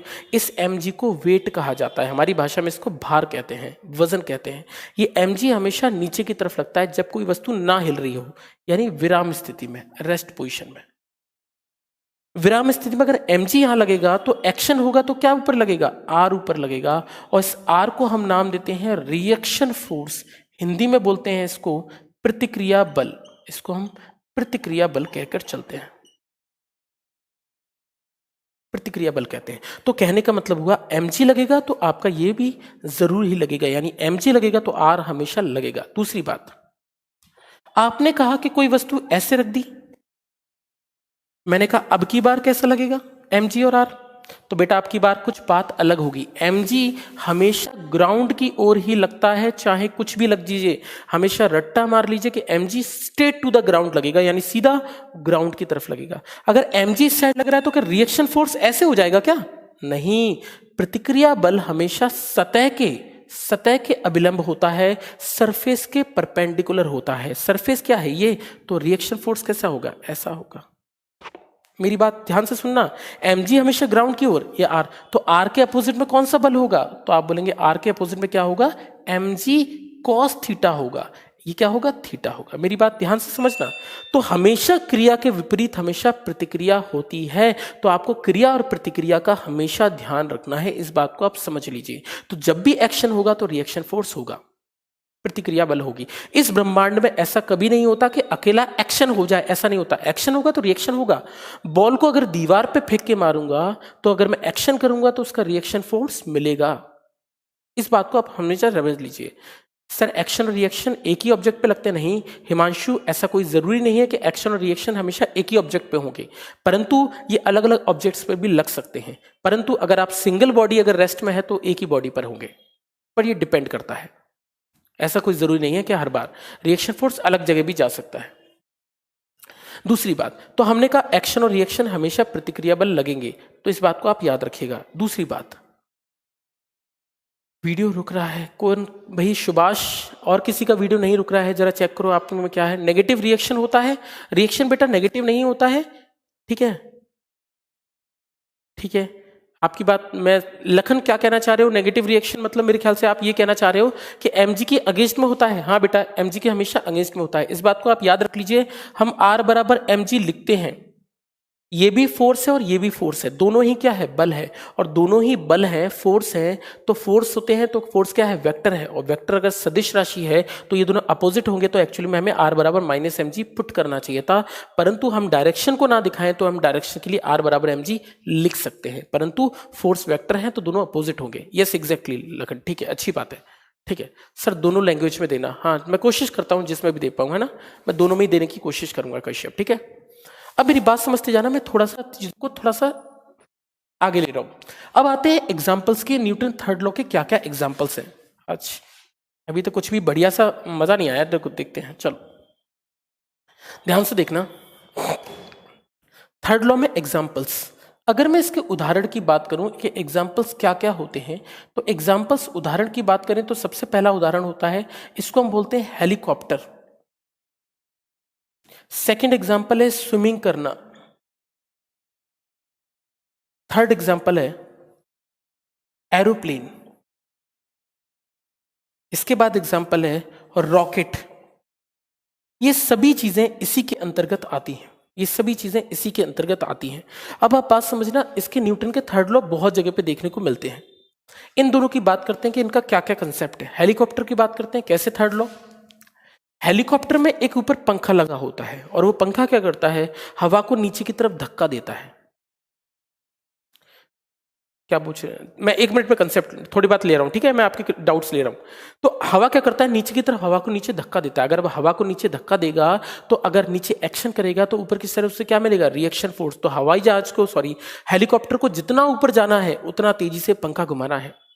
आपने मेले में कुछ ऐसी चीज ली होगी, मेले में ऐसी कोई चीज देखी होगी जो मेले में मिलती है, प्लास्टिक की बनी होती है, उसको आप क्या करते हैं? ऐसे घुमाकर छोड़ते हैं, और जैसे आप घुमा के छोड़ते हैं तो वो ऊपर उड़ जाती है। कारण क्या होता है कि उसमें ऊपर पंखा लगा होता है, और वो पंखा क्या करता है? जैसे घूमता है तो नीचे हवा को धक्का देता है, और जब हवा को एक्शन मिलता है तो रिएक्शन फोर्स कहाँ मिलता है? प्रतिक्रिया बल ऊपर जाने के लिए मिलता है। और इस तरीके से हमारा हेलीकॉप्टर काम करता है। पहला कंसेप्ट। स्विमिंग, स्विमिंग आप जानते हैं। स्विमिंग की बात करें तो तैरने के लिए हम पीछे की तरफ बल लगाते हैं, और जितना तेजी से पीछे हाथ मारूंगा उतना तेजी से मैं आगे की तरफ चलूंगा। तो अगर एक्शन करूंगा तो रिएक्शन फोर्स मिलेगा ही मिलेगा। तो जितना तेज एक्शन करोगे उतना तेज रिएक्शन फोर्स, प्रतिक्रिया बल मिलेगा। ठीक है, ठीक है गुलशन, ठीक है सर, ठीक है, ठीक है, ठीक है, चलो ठीक है। अब हमने बात की एरोप्लेन और रॉकेट हो गए। अब मेरे पास आगे की बात आती है। अब मेरे पास आती थी एरोप्लेन की। एरोप्लेन में खास कंसेप्ट है, एरोप्लेन की बात समझना। हवाई जहाज, एरोप्लेन, अगर आप कभी हवाई जहाज में बैठे हैं और मुझसे पूछे कि हवाई जहाज कैसे उड़ता है, तो बहुत सारे लोगों का आंसर आएगा कि हेलीकॉप्टर, सॉरी, हेलीकॉप्टर का देना अपोजिट रहता है। बेटा मैं मतलब नहीं समझा चंदन आपका। हेलीकॉप्टर्स का देना अपोजिट रहता है, मतलब देना क्या? देने का मतलब नहीं समझ में? अभी नहीं बैठा, कोई बात नहीं, बैठोगे आप, जैसे ही ऑफिसर बन जाओगे तो आपको बाकायदा टिकट मिलेगा आने जाने का, चिंता मत करो। चलो, अगर मैं बात करता हूँ एरोप्लेन की, तो एरोप्लेन, चंदन मुझे बता दूंगा लेकिन तुम्हारी मेरे को बात समझ में नहीं आई है। चंदन, हेलीकॉप्टर्स का देना अपोजिट रहता है। देना क्या होता है भाई? मुझे वो समझ नहीं आ रहा, तो दोबारा से बताओ मुझे क्या कहना चाह रहे हो। चलो, एरोप्लेन की बात करें तो हवाई जहाज कैसे आगे चलते हैं इस बात को समझना। अच्छा, फैन, हाँ बिल्कुल, फैन अपोजिट में हवा देता है। फैन नीचे की तरफ हवा को नीचे धक्का देता है और जिससे रिएक्शन फोर्स ऊपर जाने को मिलता है। हाँ अपोजिट रहेगा ना, वो तो अपोजिट ही रहेगा, तभी तो नीचे हवा को ज्यादा ज्यादा धक्का दे पाएगा। ठीक है, अब समझना, एरोप्लेन्स की बात करें तो एरोप्लेन्स में लगता है थर्ड लॉ, और ये बात बिल्कुल सही है कि थर्ड लॉ का नियम का यूज होता है। अगर थर्ड लॉ नहीं लगेगा तो एरोप्लेन्स आगे नहीं जा पाएंगे।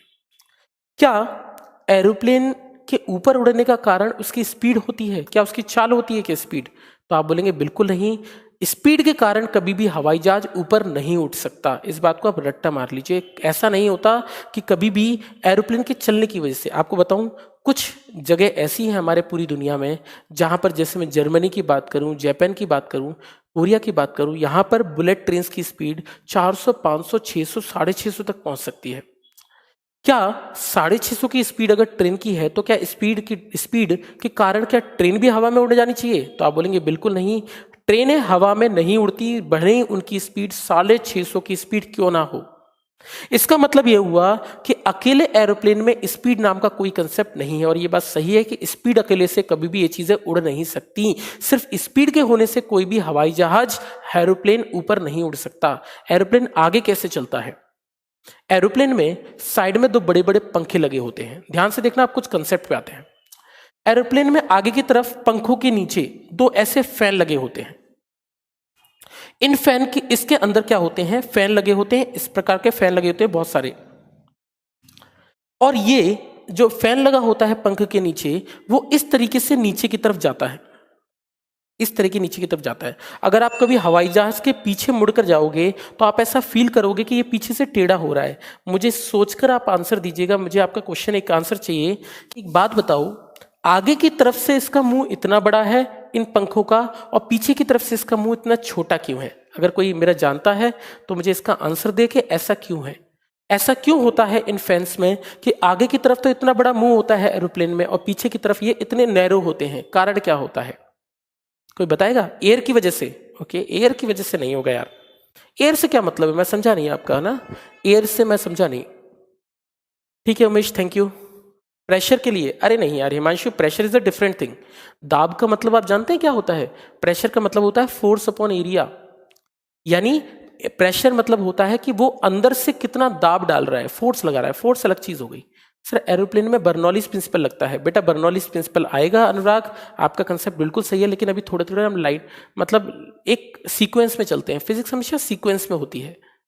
कोर्स का पूरा होगा 15 जनवरी को मोमेंटम के लिए। नहीं बेटा, मोमेंटम कुछ नहीं होता इसमें। देखो, फाइटर प्लेन में फैन नहीं होता सर जी। अच्छा, फाइटर प्लेन में फैन नहीं होता, ओके चलो आपकी बात सही है, तो फाइटर प्लेन भी लिख लेते हैं ताकि आपकी कंसेप्ट क्लियर हो जाए। ठीक है, चलो एक बात समझो, आपने पढ़ा होगा वेंचुरी मीटर। वेंचुरी मीटर में एक कंसेप्ट आता है, अगर आपने कभी हिंदी में वेंचुरी मीटर कहते हैं, एक वेंचुरी मीटर हिंदी में भी कहते हैं, अगर आपने पढ़ा हो वेंचुरी मीटर। वेंचुरी मीटर ये कहता है कि A1 V1 हमेशा A2 V2 के बराबर होता है। मेरी बात ध्यान से समझना, मैं एक एक चीज बताता हूं कि ऐसा क्यों होता है। A1 V1 हमेशा A2 V2 के बराबर होता है। इसका मतलब होता है area of cross section A1। A1 का मतलब हुआ area of cross section, Hindi में बोलते हैं काट का क्षेत्रफल। अगर यहां का एरिया और वेलोसिटी A1 और V1 है और बाद की वेलोसिटी A2 और V2 है, मेरी बात समझना, बाद में आपने क्या किया, एरिया जो था इसका जो क्षेत्रफल था वो क्या कर दिया, कम कर दिया। अगर आप क्षेत्रफल कम कर दोगे तो V क्या हो जाएगा, बड़ा हो जाएगा, क्योंकि A1 V1 किसके बराबर होना है, A2 V2 के बराबर। तो इससे क्या होगा, जब आप एरिया ऑफ क्रॉस सेक्शन कम कर दोगे, जब काट का क्षेत्रफल कम कर दोगे, तो इसकी जो वेलोसिटी होगी, जो वेग होगा, वो बहुत बढ़ जाएगा।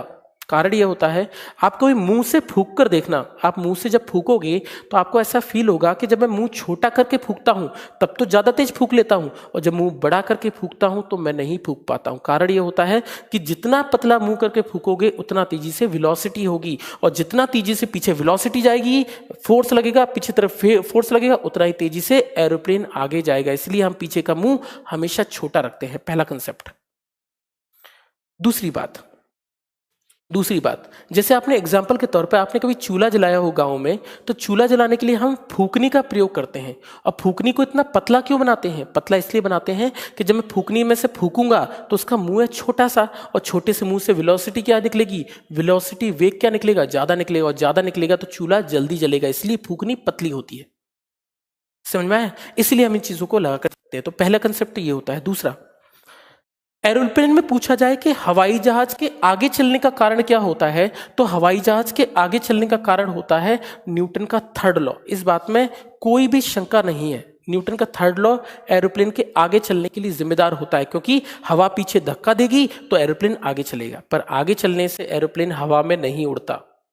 हवाई जहाज के ऊपर उठने का कारण, किताब में क्वेश्चन ऐसे आएगा, what is the reason behind lifting of aeroplane. Hindi वालों के लिए हवाई जहाज के ऊपर उठने का कारण क्या है, हवाई जहाज के ऊपर उठने का कारण क्या है। हवाई जहाज के ऊपर उठने का कारण क्या है? देखो, हवाई जहाज के ऊपर उठने का कारण अगर पूछा जाए तो इसका आप आंसर टिक कर लाओगे बर्नौलीज थ्योरम, यानी बर्नौली की प्रमेय। आप इसका टिक करिएगा, बर्नौली थ्योरम। तो दो क्वेश्चन आ सकते हैं। पहला क्वेश्चन, हवाई जहाज के ऊपर उठने का कारण क्या है? आप बोलेंगे न्यूटन का हवाई जहाज के ऊपर उठने का कारण बर्नौली का सिद्धांत, और हवाई जहाज के आगे चलने का कारण न्यूटन का थर्ड लॉ। ये दोनों ही बातें अलग अलग है, तो दोनों में ध्यान देना। आगे चलने से हवाई जहाज ऊपर नहीं उठता, वो उठता है ऊपर आपको बर्नौलीज थ्योरम से। मैं थोड़ी देर के लिए मिटा रहा हूं, फिर से मैं कंसेप्ट समझा दूंगा। मैं थोड़ी देर के लिए बर्नौलीज प्रिंसिपल को समझा रहा हूं, ठीक है। बर्नौलीज प्रिंसिपल, वैसे तो इसका टेक्निकल पूरा मैं आपको चैप्टर में लूंगा 11th क्लास में, जब चैप्टर आएगा 11th क्लास का एक चैप्टर आएगा जनरल प्रॉपर्टीज ऑफ मैटर, द्रव के सामान्य गुण, उसमें आएगा। लेकिन फिर भी मैं बर्नौलीज का एक इंट्रोडक्शन दे देता हूं ताकि आपके क्वेश्चन कभी गलत ना हो। जो जो चीज़ आती है बेटा, मैं एक भी चीज़ जो यहाँ पे लिखवाऊंगा हर चीज़ का रीज़न दूंगा। हर चीज़ का एक रीज़न होता है, हर चीज़ का मैं तरीका बताऊंगा कैसे हुआ है। बर्नौली सिद्धांत ये कहता है कि मान लो कोई पाइप है, और मैंने कहा ये पाइप है, इस पाइप के अंदर पानी बह रहा है। क्या बह रहा है? पानी, या लिक्विड बह रहा है, कोई भी तरल पदार्थ द्रव्य बह रहा है। मान लो इस वाले पे एरिया ऑफ क्रॉस सेक्शन, काट का क्षेत्र A1 है, इस पर मान लेते हैं A2 है, और अगर आपको ये दिख रहा हो तो यहां पर A3 है। किसी भी काट के क्षेत्रफल पर, किसी भी एरिया ऑफ क्रॉस सेक्शन पर कुल ऊर्जा, टोटल एनर्जी हमेशा नियत होती है। टोटल एनर्जी हमेशा नियत होती है। टोटल एनर्जी हमेशा नियत होती है। इसका कहने का मतलब हुआ कि T1 हमेशा T2 के बराबर होगा और T1 हमेशा T3 के बराबर होगा। T क्या है इसमें? टोटल एनर्जी, कुल ऊर्जा। कुल ऊर्जा हमेशा नियत होती है, टोटल एनर्जी हमेशा कांस्टेंट होती है। इसका मतलब क्या हुआ? T होती कितनी है? तीन तरह की एनर्जीज होती हैं किसी भी पॉइंट पर। पहली एनर्जी होती है, इसका नाम होता है प्रेशर एनर्जी। प्रेशर एनर्जी को लिखते हैं हम दाब ऊर्जा। प्रेशर एनर्जी यानी दाब ऊर्जा, हिंदी वालों के लिए pressure energy plus potential energy plus kinetic energy. Hindi वालों के लिए दाब ऊर्जा, स्थैतिक ऊर्जा और गतिज ऊर्जा, इन तीनों का जोड़ वो हमेशा कांस्टेंट होता है, कभी नहीं बदलता। अगर आप एक एनर्जी बढ़ाओगे तो दूसरे को हमेशा कम करना पड़ेगा। इस तरीके से हम बता सकते हैं। प्रीतम, थर्ड लॉ बेटा वो तो इंजन से चलती है, उसमें थर्ड लॉ नहीं है, उसमें मैकेनिकल एनर्जी का यूज होता है पहिए को घुमाने के लिए। ट्रेन का चलना थर्ड लॉ के नियम पर आधारित नहीं है, ठीक है। उसमें बहुत सारे लॉ लगते हैं बेटा। ट्रेन में मैकेनिकल एनर्जी का यूज होता है, उसमें पहिए घुमाए जाते हैं, इस वजह से यूज होता है। तो उसमें बहुत सारे कंसेप्ट का आधारित है। उसमें first law, second law, third law तीनों लग सकते हैं। तो एग्जैक्टली एक नियम नहीं बता सकते, ठीक है ना।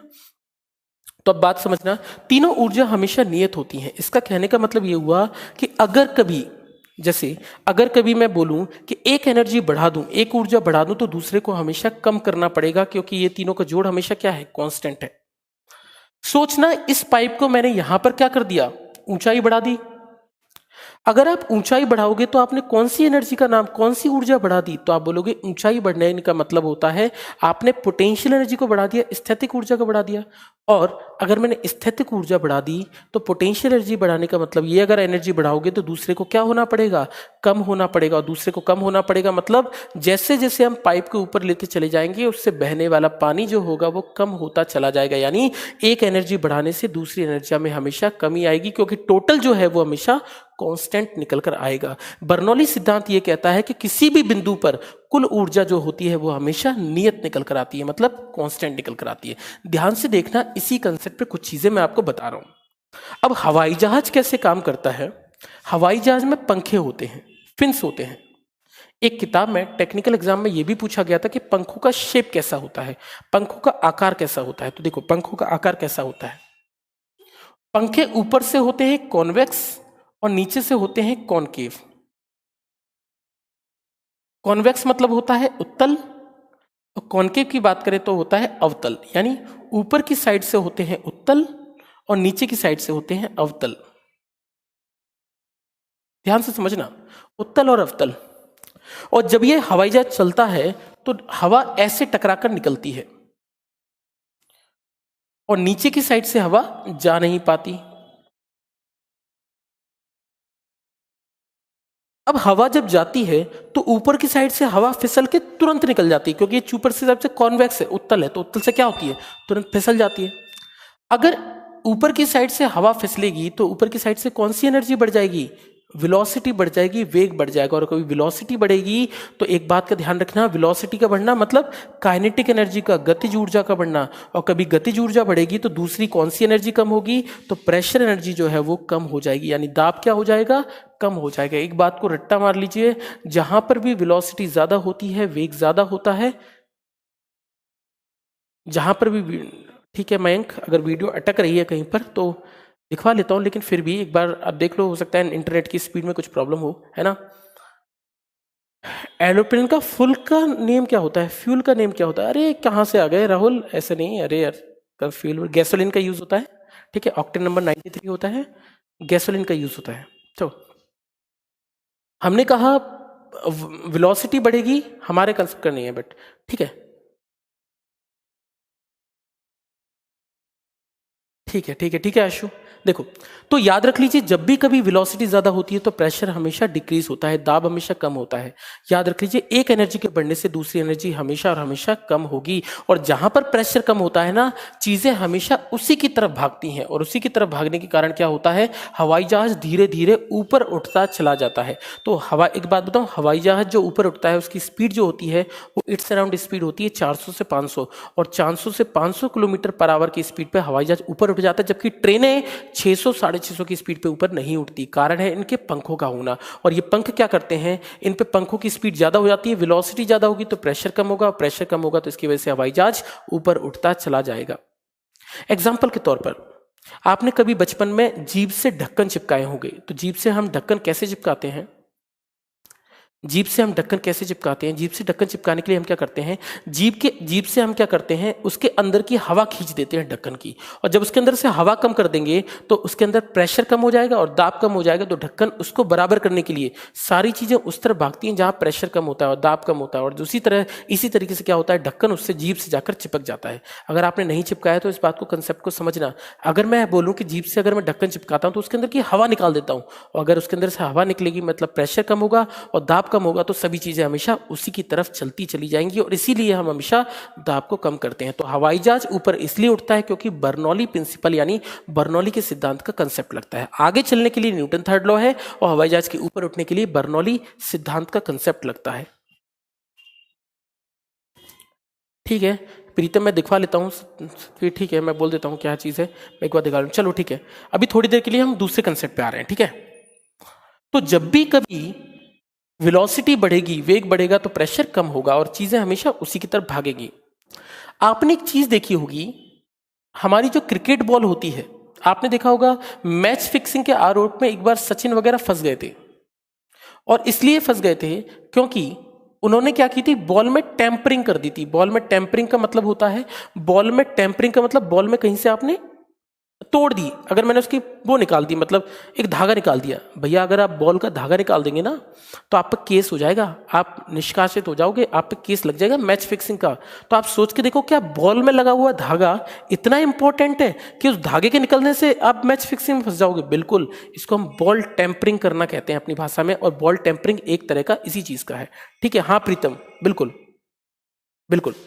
तो इसीलिए बॉल के टेम्परिंग करने का मतलब यह है कि बॉल में अगर आप एक धागा भी निकाल देंगे तो बॉल पे बहुत बड़ा असर पड़ता है। अब दूसरी बात, आप कभी ये देखना कि जो क्रिकेटर्स होते हैं वो बॉल को लेकर अपने पैंट से घिसते रहते हैं। आपने कभी सोचा हो कि क्या कारण है कि वो अपनी बॉल को घिसते हैं? क्या बॉल को वो चमकदार बना रखना चाहते हैं? तो अगर आप ऐसा सोचते हैं तो बहुत गलत सोचते हैं। बॉल को घिसा इसलिए नहीं जाता कि बॉल को हमें चिकना बना के रखना है, बॉल को इसलिए घुसा जाता है ताकि बॉल ज्यादा से ज्यादा स्पिन कर पाए। बॉल के स्पिन करने का कारण बॉल का घिसना ही होता है। कैसे घिसते हैं जरा समझते हैं।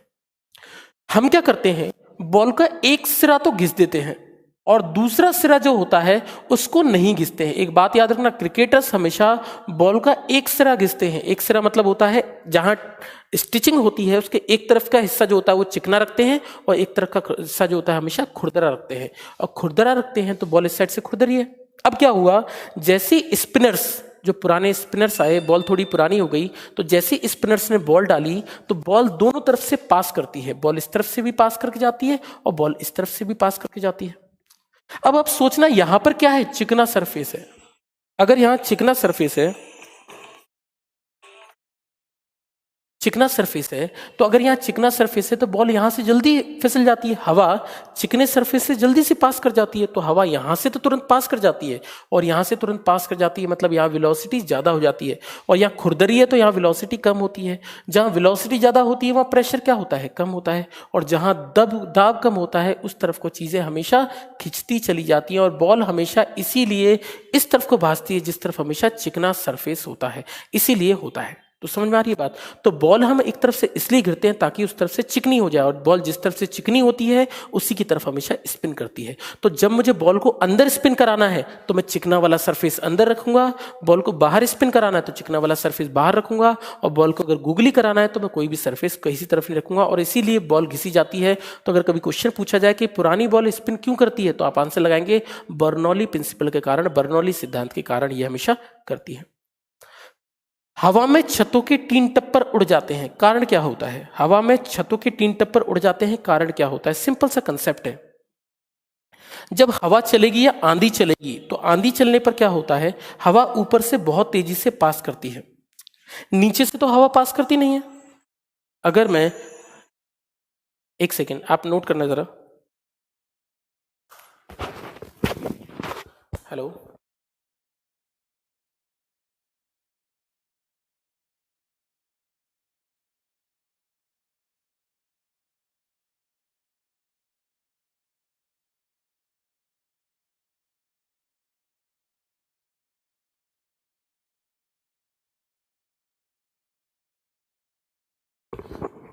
चलो तो देखना, तो छतों के टीन टप्पर हवा में उड़ क्यों जाते हैं? कारण ये होता है कि जितना तेजी से हवा पास करेगी, नीचे तो हवा होती नहीं है, और हवा होती नहीं है तो यहाँ पर वेलोसिटी बढ़ जाती है, और वेलोसिटी बढ़ेगी तो मैंने आपको कहा है वी बढ़ने से क्या होता है, प्रेशर कम होता है, और जहाँ प्रेशर कम होता है चीज़ें हमेशा उसी की तरफ भागती हैं, और इसी वजह से छतों के टीन टप्पर हमेशा उड़ जाते हैं। सिंपल सी बात है।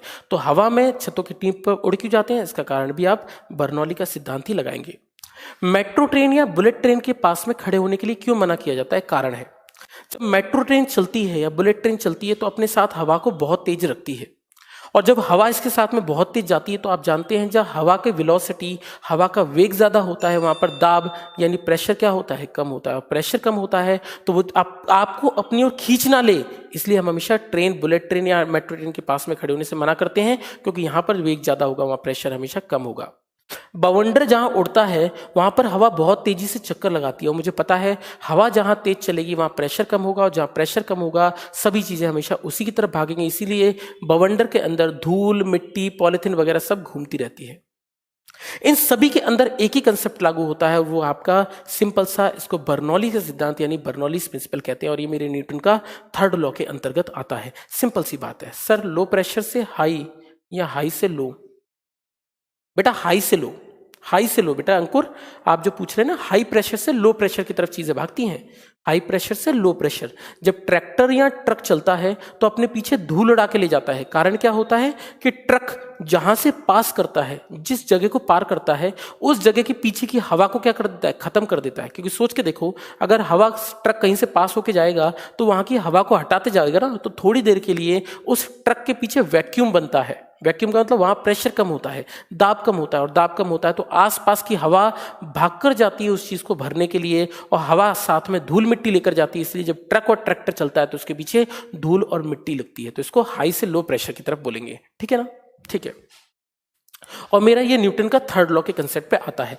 फाइटर प्लेन्स के अंदर पंखे नहीं होते, फाइटर प्लेन्स के अंदर हम गैसेस को निकालते हैं बहुत तेजी से, एग्जॉस्ट कराते हैं, और जब हम गैसेस को पीछे से बहुत तेजी से निकालते हैं तो गैस के पीछे से निकलने की वजह से जब पीछे एक्शन होता है तो रिएक्शन फोर्स ऊपर होता है। जैसे दिवाली में जब हम रॉकेट जलाते हैं तो दिवाली में रॉकेट जलाते वक्त हम क्या करते हैं, नीचे आग लगाते हैं तो आग पीछे से बारूद निकलती है बहुत तेजी से, तो जब पीछे एक्शन होता है, क्रिया होती है, तो प्रतिक्रिया आगे चलने के लिए मिलती है। सेम कंसेप्ट पर आधारित होता है फाइटर प्लेन, पर फाइटर प्लेन्स और एडवांस वर्जन है, क्योंकि उनके जो पंख होते हैं वो पंख मूव कर सकते हैं, पंख मूव कर सकते हैं, इसलिए फाइटर प्लेन जल्दी मुड़ जाते हैं हवाई जहाज की अपेक्षा, इसलिए। ठीक है ना? चलो नेक्स्ट की बात करते हैं। अब हम बात करते हैं कुछ न्यूमेरिकल्स के कंसेप्ट पर आते हैं। 3 तरह के क्वेश्चन को हम करेंगे। ठीक है, इस कंसेप्ट पे इन तीनों लॉ पर क्या क्या न्यूमेरिकल्स बनते हैं, न्यूमेरिकल्स पे आ रहे हैं। हम 3 तरह के क्वेश्चन कर रहे हैं। क्वेश्चंस रिलेटेड टू, यानी हिंदी में related to lift, pulley and block, ये क्वेश्चन हमें करने हैं। यानी लिफ्ट से संबंधित प्रश्न, पुली से यानी घिरनी से संबंधित प्रश्न, और ब्लॉक यानी ब्लॉक से संबंधित प्रश्न।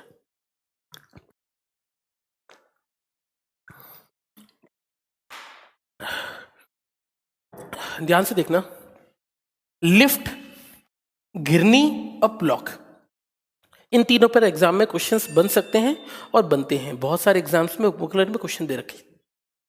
आपको एक चीज बताऊं, इस कंसेप्ट को आप किताबों से मत पढ़िएगा। अगर आप इनको किताबों से पढ़ने बैठोगे तो आपको बहुत हौच पौच हो जाएगा, क्योंकि किताबों में बहुत सारे फॉर्मूले का यूज हुआ है।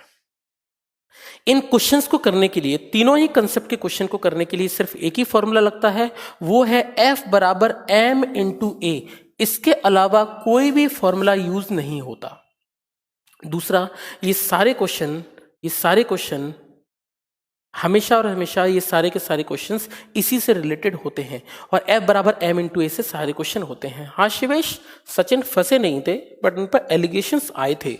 अगर आपको पता हो, ये जब मैच फिक्सिंग चल रही थी तो उस वक्त क्या हुआ था, बाकी लोग नयन मोंगिया वगैरह ये सब मैच फिक्सिंग में फंसे थे, और सचिन का नाम थोड़ा सा टेम्परिंग को लेकर आया था, जिसमें वो बाद में बरी हो गए थे।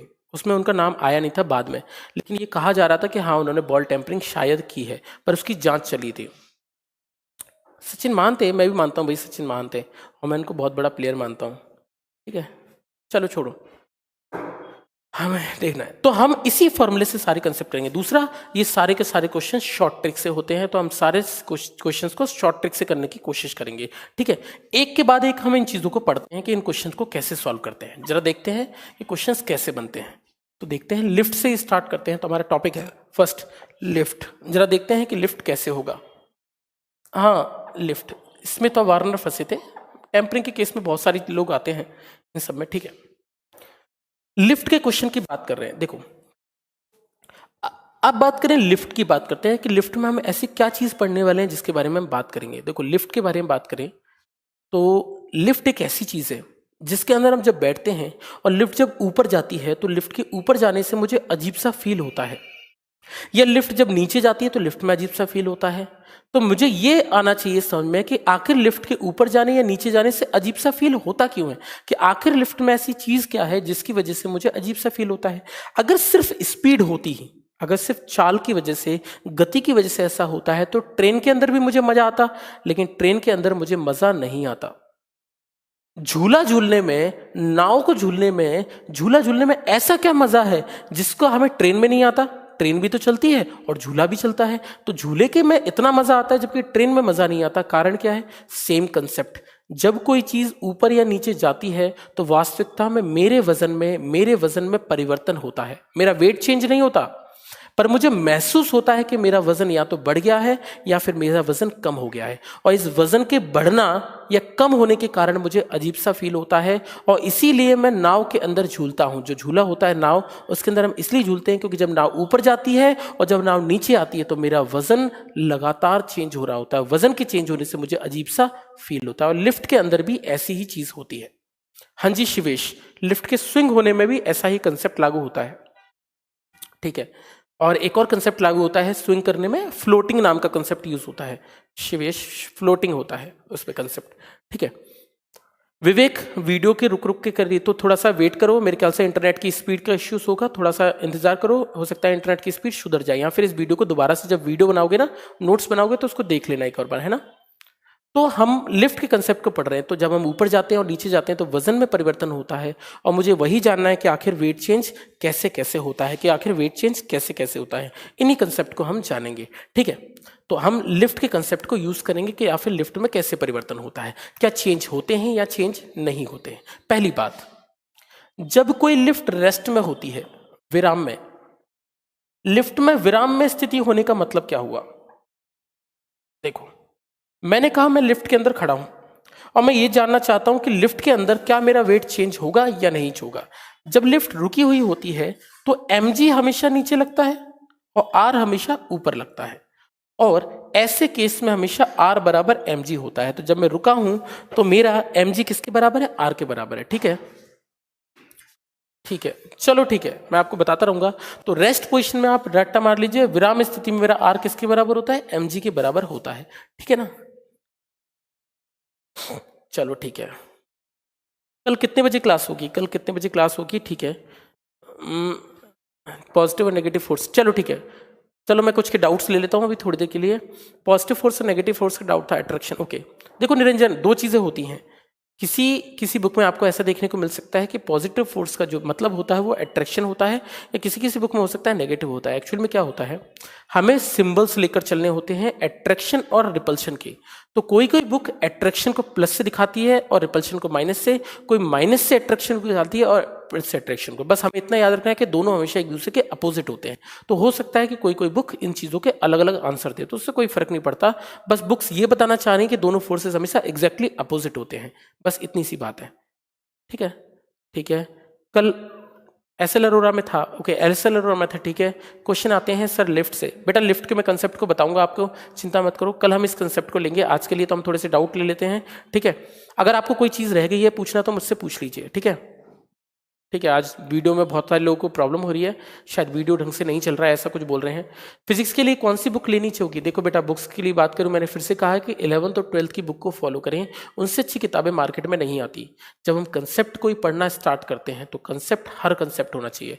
मैं जब भी आपको कोई शॉर्ट ट्रिक पढ़ाऊंगा तो मैं हमेशा उसके कंसेप्ट को भी बताऊंगा। शॉर्ट ट्रिक अकेले कोई कंसेप्ट नहीं होता। शॉर्ट ट्रिक बनती कहाँ से? कंसेप्ट से बनती है। तो पहले हमें जानना चाहिए कि ये कंसेप्ट आया कहाँ से, फिर मुझे शॉर्ट ट्रिक जाननी चाहिए, ताकि बाई चांस अगर मेरी कोई चीज छूट जाती है तो मुझे पता तो हो कि आखिर ये कंसेप्ट बना कैसे है। तो मैं हमेशा इन चीजों को ध्यान दूंगा। तो आप 11th और 12th की रेफरेंस बुक का जरूर फॉलो कीजिए, वो आपको कंसेप्ट सिखाती हैं। अगर आपने कोई बुक लगा दी तो कोई एग्जाम नहीं जो आपसे बच पाए, आपका हर एग्जाम क्लियर होगा। कल कल क्लास होगा, मुझे लगता है कल मेरी क्लास शाम को 6:30 से 8 होगी। ठीक है, एवरीबॉडी, लखन बिल्कुल सही बात कर रहे हो। इस ब्रह्मांड में एक्शन और रिएक्शन हमेशा होते हैं। इस ब्रह्मांड में ऐसा कोई चीज नहीं है, फेल कभी नहीं होता। न्यूटन का थर्ड लॉ हमेशा लगता है, एक फोर्स कभी भी इस दुनिया में नहीं पाया जा सकता। एक्शन होगा तो रिएक्शन होगा ही होगा। ध्वनि की चाल सबसे ज्यादा धातु होती है कांच में। बेटा ध्वनि की चाल जो होती है वो सबसे ज्यादा धातु में होती है। धातु मेटलिक वस्तु है, मेटलिक के अंदर स्पीड हमेशा ज्यादा होती है। मेटल के अंदर भी बात की जाए तो सबसे ज्यादा स्टील के अंदर स्पीड्स होती है। स्टील के अंदर, एल्यूमिनियम के अंदर सबसे ज्यादा स्पीड है। प्रैक्टिस कौन से बुक से करें आप? प्रैक्टिस के लिए कब मटेरियल दीजिएगा? मैं मटेरियल हो सकता है कि कल आपको दे दूं, तो देखो पॉसिबल है कि मैं, मतलब मेरे ख्याल से प्रिपेयर होने वाला है, थोड़ा सा टाइम रह गया है तो मैं प्रिपेयर कर दूंगा। नेट अच्छा चलता है, फिजिक्स 5 बजे से पहले नेट अच्छा चलता है। ठीक है, मैं कोशिश करूंगा जितना जल्दी हो सकता है, मैं कोशिश करता हूँ। सर हम तो कुछ नॉर्मली बोलते हैं, क्या वो वॉइस किसी एनर्जी में कन्वर्ट होता है? एग्जैक्टली। इस ब्रह्मांड में एनर्जी कभी खत्म नहीं होती। एनर्जी दूसरे फॉर्म में, यानी ऊर्जा दूसरे फॉर्म में परिवर्तित होती है। हमारी की गई बात एक तरह की तरंगे हैं, और तरंगे, वेव्स, एनर्जी की फॉर्म में इस ब्रह्मांड में रहती हैं। पर इसका मतलब ये नहीं कि अनंत काल तक रहेंगी, ये किसी न किसी दूसरे रूप में परिवर्तित होती हैं। दूसरे रूप में परिवर्तित होती हैं कहने का मतलब ये हुआ, हो सकता है ये तरंगे आपकी हीट एनर्जी में परिवर्तित हो जाए। हीट एनर्जी मतलब ऊष्मा में परिवर्तित हो जाए। परंतु एनर्जी हमेशा एक फॉर्म से दूसरे एनर्जी में खत्म होती है, मतलब परिवर्तित होती है, कभी खत्म नहीं होती। ठीक है, ठीक है, थैंक यू भाई लखन। करते चलो चीज़ों को, मैं भी क्वेश्चंस करवाऊंगा कल आपके न्यूमेरिकल्स का। कल पूरा लेक्चर आपका न्यूमेरिकल्स ही होगा, तो हमें कल न्यूमेरिकल्स ही करना है सारे के सारे ना। सर दो पेन्स के बीच में अट्रैक्शन फोर्स लॉ पे डिपेंड करता है, किस लॉ पर डिपेंड करता है? आपने पूछा है कौन लॉ पे डिपेंड करता है, मतलब शायद लॉस पे पूछा है। ये ग्रेविटेशन फोर्स पे डिपेंड करता है। बेटा कोई भी दो पेन्स ले लो, हर एक इस ब्रह्मांड की दो वस्तुएं हमेशा ग्रेविटेशनल फोर्स यानी गुरुत्वाकर्षण के कारण ही अट्रैक्ट करती हैं। लॉज ऑफ मोशन कब खत्म होगा? लॉज ऑफ मोशन खत्म होने में बहुत टाइम है, मेरे ख्याल से कम नहीं तो 5-6 लेक्चर्स और लगेंगे इसको खत्म होने में, लॉज ऑफ मोशन को। ठीक है, ठीक है, लॉज ऑफ मोशन खत्म होगा। लॉज ऑफ मोशन के बाद हम वर्क एनर्जी पावर खत्म करेंगे और फिर ग्रेविटेशन खत्म करेंगे। ठीक है, और कोई डाउट है? और कोई डाउट है भाई? पूछ लीजिए। निरंजन बैंक कोई डाउट हो तो मुझसे पूछ लीजिए, हम स्टार्ट करते हैं फिर, क्योंकि इसको स्टार्ट करूंगा तो फिर मुझे खत्म करना पड़ेगा ना, फिर एक साथ कराऊंगा सारा। फिजिक्स में इंटरेस्ट आने लगा है, बिल्कुल मैं चाहता हूँ कि इंटरेस्ट आए। ठीक है, हाँ सचिन जीतेश सर 12th पढ़ाएंगे, हाफ आवर। और सर यार मैं चाहता हूँ कि हाफ आवर और हो, बट यहाँ पर भी लेक्चर्स है ना इसके बाद, तो वो आ गए हैं सर ना, तो मेरे को जाना पड़ेगा थोड़ा सा, वो वेट कर रहे हैं, तो मेरे को टाइम टू टाइम छोड़ना ज़रूरी होता है क्लास, नो डाउट। ठीक है, ठीक है, हाफ एन आवर और स्टडी। ठीक है, मैं चाहता हूँ कि और पढ़ें, आप पढ़ते रहें, मैं क्लास को बढ़वाऊंगा। संडे को 3 घंटे की क्लास लूंगा यूनिट एंड डायमेंशन की, तो आप संडे को पढ़ते हैं हम यूनिट एंड डायमेंशन। ठीक है, मज़ा आ गया। डेली लाइफ बेटा मैं सारे एग्जाम्पल्स डेली लाइफ से लेता हूँ, कुछ नया एग्जाम्पल नहीं है, जो मैं डेली फील करता हूँ उन्हीं चीज़ों को लेकर चलूंगा। आप अच्छा पढ़ाते हैं बट स्लो पढ़ाते हैं। बात स्लो की रही तो अरे मैं चाहता हूँ कि हर बच्चा कोप अप कर ले, हर बच्चा पढ़ ले। क्या होता है ना, कुछ बच्चे बहुत वीक होते हैं जिनको बार बार रिपीट करवानी पड़ती चीज़ें। आपने देखा होगा क्लास में भी बहुत सारे स्टूडेंट्स बोलते हैं सर रिपीट कर दो, रिपीट कर दो। तो प्रॉब्लम ये होती है कि उन बच्चों को भी लेकर चलना है। तो अभी हम थोड़ा धीमे हैं, थोड़ा स्पीड बढ़ाएंगे, ऐसा नहीं है। गन से पड़ती सेकंड बुलेट छूट जाती है, पर बुलेट से एंड वेलोसिटी। अच्छा ठीक है। अच्छा आप लोगों के लिए क्वेश्चन है, आप मुझे कल ये आंसर दीजिएगा कि एक गोली चलाने पर गोली कांच के आर पार निकल जाती है, जबकि एक पत्थर मारने पर कांच टूट जाता है। जबकि गोली चलाने पर कांच नहीं टूटता, उसमें बस छेद होता है, वो आर पार निकल जाती है। तो आपको आंसर बताना है कि ऐसा क्यों होता है। ठीक है, कल आप इस चीज़ को सोच कर आइएगा। किस किस का रिचार्ज करवाया है? रिचार्ज भाई बहुत बड़ी लिस्ट है, लंबी रिचार्जेस की। मुझे उनसे अभी बदला लेना है लड़कियों से, तो बिल्कुल मैं उनकी लिस्ट बना के रखा हूँ, देखूंगा जिस दिन टाइम मिलता है। सर जी प्रीवियस ईयर क्वेश्चंस करा दीजिएगा। ठीक है, मैं प्रीवियस ईयर क्वेश्चंस के भी आपको लूंगा। मैं चाहता हूँ कि आपको एकदम प्रीवियस ईयर क्वेश्चंस कराऊँ, ठीक है ना। सिलेबस 15 जन तक कंप्लीट हो जाएगा। सर एक विस्फोट मून पर होता है तो साउंड कितने बार सुनाई देगा? बेटा साउंड नहीं सुनाई देगा। पृथ्वी पर कोई भी आवाज़ सुनाई नहीं देती। रात के वक्त हमें कोई आवाज़ नहीं सुनाई देती, जबकि ब्रह्मांड में बहुत सारी जगह पर विस्फोट होते रहते हैं। चंद्रमा पर विस्फोट होना हम तक नहीं पहुंचेगा, क्योंकि साउंड यानी ध्वनि कभी भी हम तक नहीं पहुंच सकती वैक्यूम के थ्रू। उसको किसी न किसी माध्यम की, मीडियम की आवश्यकता होती है। तो साउंड बिना मीडियम के ट्रेवल नहीं कर सकता, ठीक है ना। तो याद रखिए, चंद्रमा पे बम विस्फोट की आवाज़ धरती पर सुनाई नहीं देगी, अधिक वेग के कारण। क्या अधिक वेग के कारण? ठीक है सर, मोमेंटम की वजह से। अच्छा अधिक वेग के कारण, ओके मोमेंटम के कारण। ठीक है, मोमेंटम ही इसका आंसर होगा, या वेलोसिटी। ठीक है, वेलोसिटी ज्यादा होना मतलब मोमेंटम ज्यादा होना। ठीक है आपकी बात ठीक है। सर ये क्वेश्चन आवाज वाला एयरफोर्स में आया था। ओके ठीक है, एयरफोर्स में कराए हुए सारे क्वेश्चंस कराता हूँ, जितने भी चीज़ें हैं मैं आपको बताता रहता हूँ टाइम टू टाइम। ठीक है ठीक है, ल्यूसेंट का सब क्वेश्चंस बन गया सर, थैंक यू भाई। ल्यूसेंट का सब क्वेश्चन बन जाएगा। मैंने कहा ना मुश्किल से आपके 5-10% क्वेश्चंस ऐसे होंगे। हर एक कंसेप्ट का एक एक मैं क्वेश्चन जरूर लेकर चलता हूं, ताकि कोई कंसेप्ट ना छूटे। हो सकता है एक जैसे 50 क्वेश्चन नहीं कराता, हर क्वेश्चन एक नए तरह का कराता हूं। कोई विस्फोट मून पर होगा तो पृथ्वी पर आवाज कितनी देर में सुनाई देगी? बेटा लखन नहीं सुनाई देगी आवाज, क्योंकि चंद्रमा से धरती तक आवाज नहीं पहुंच सकती।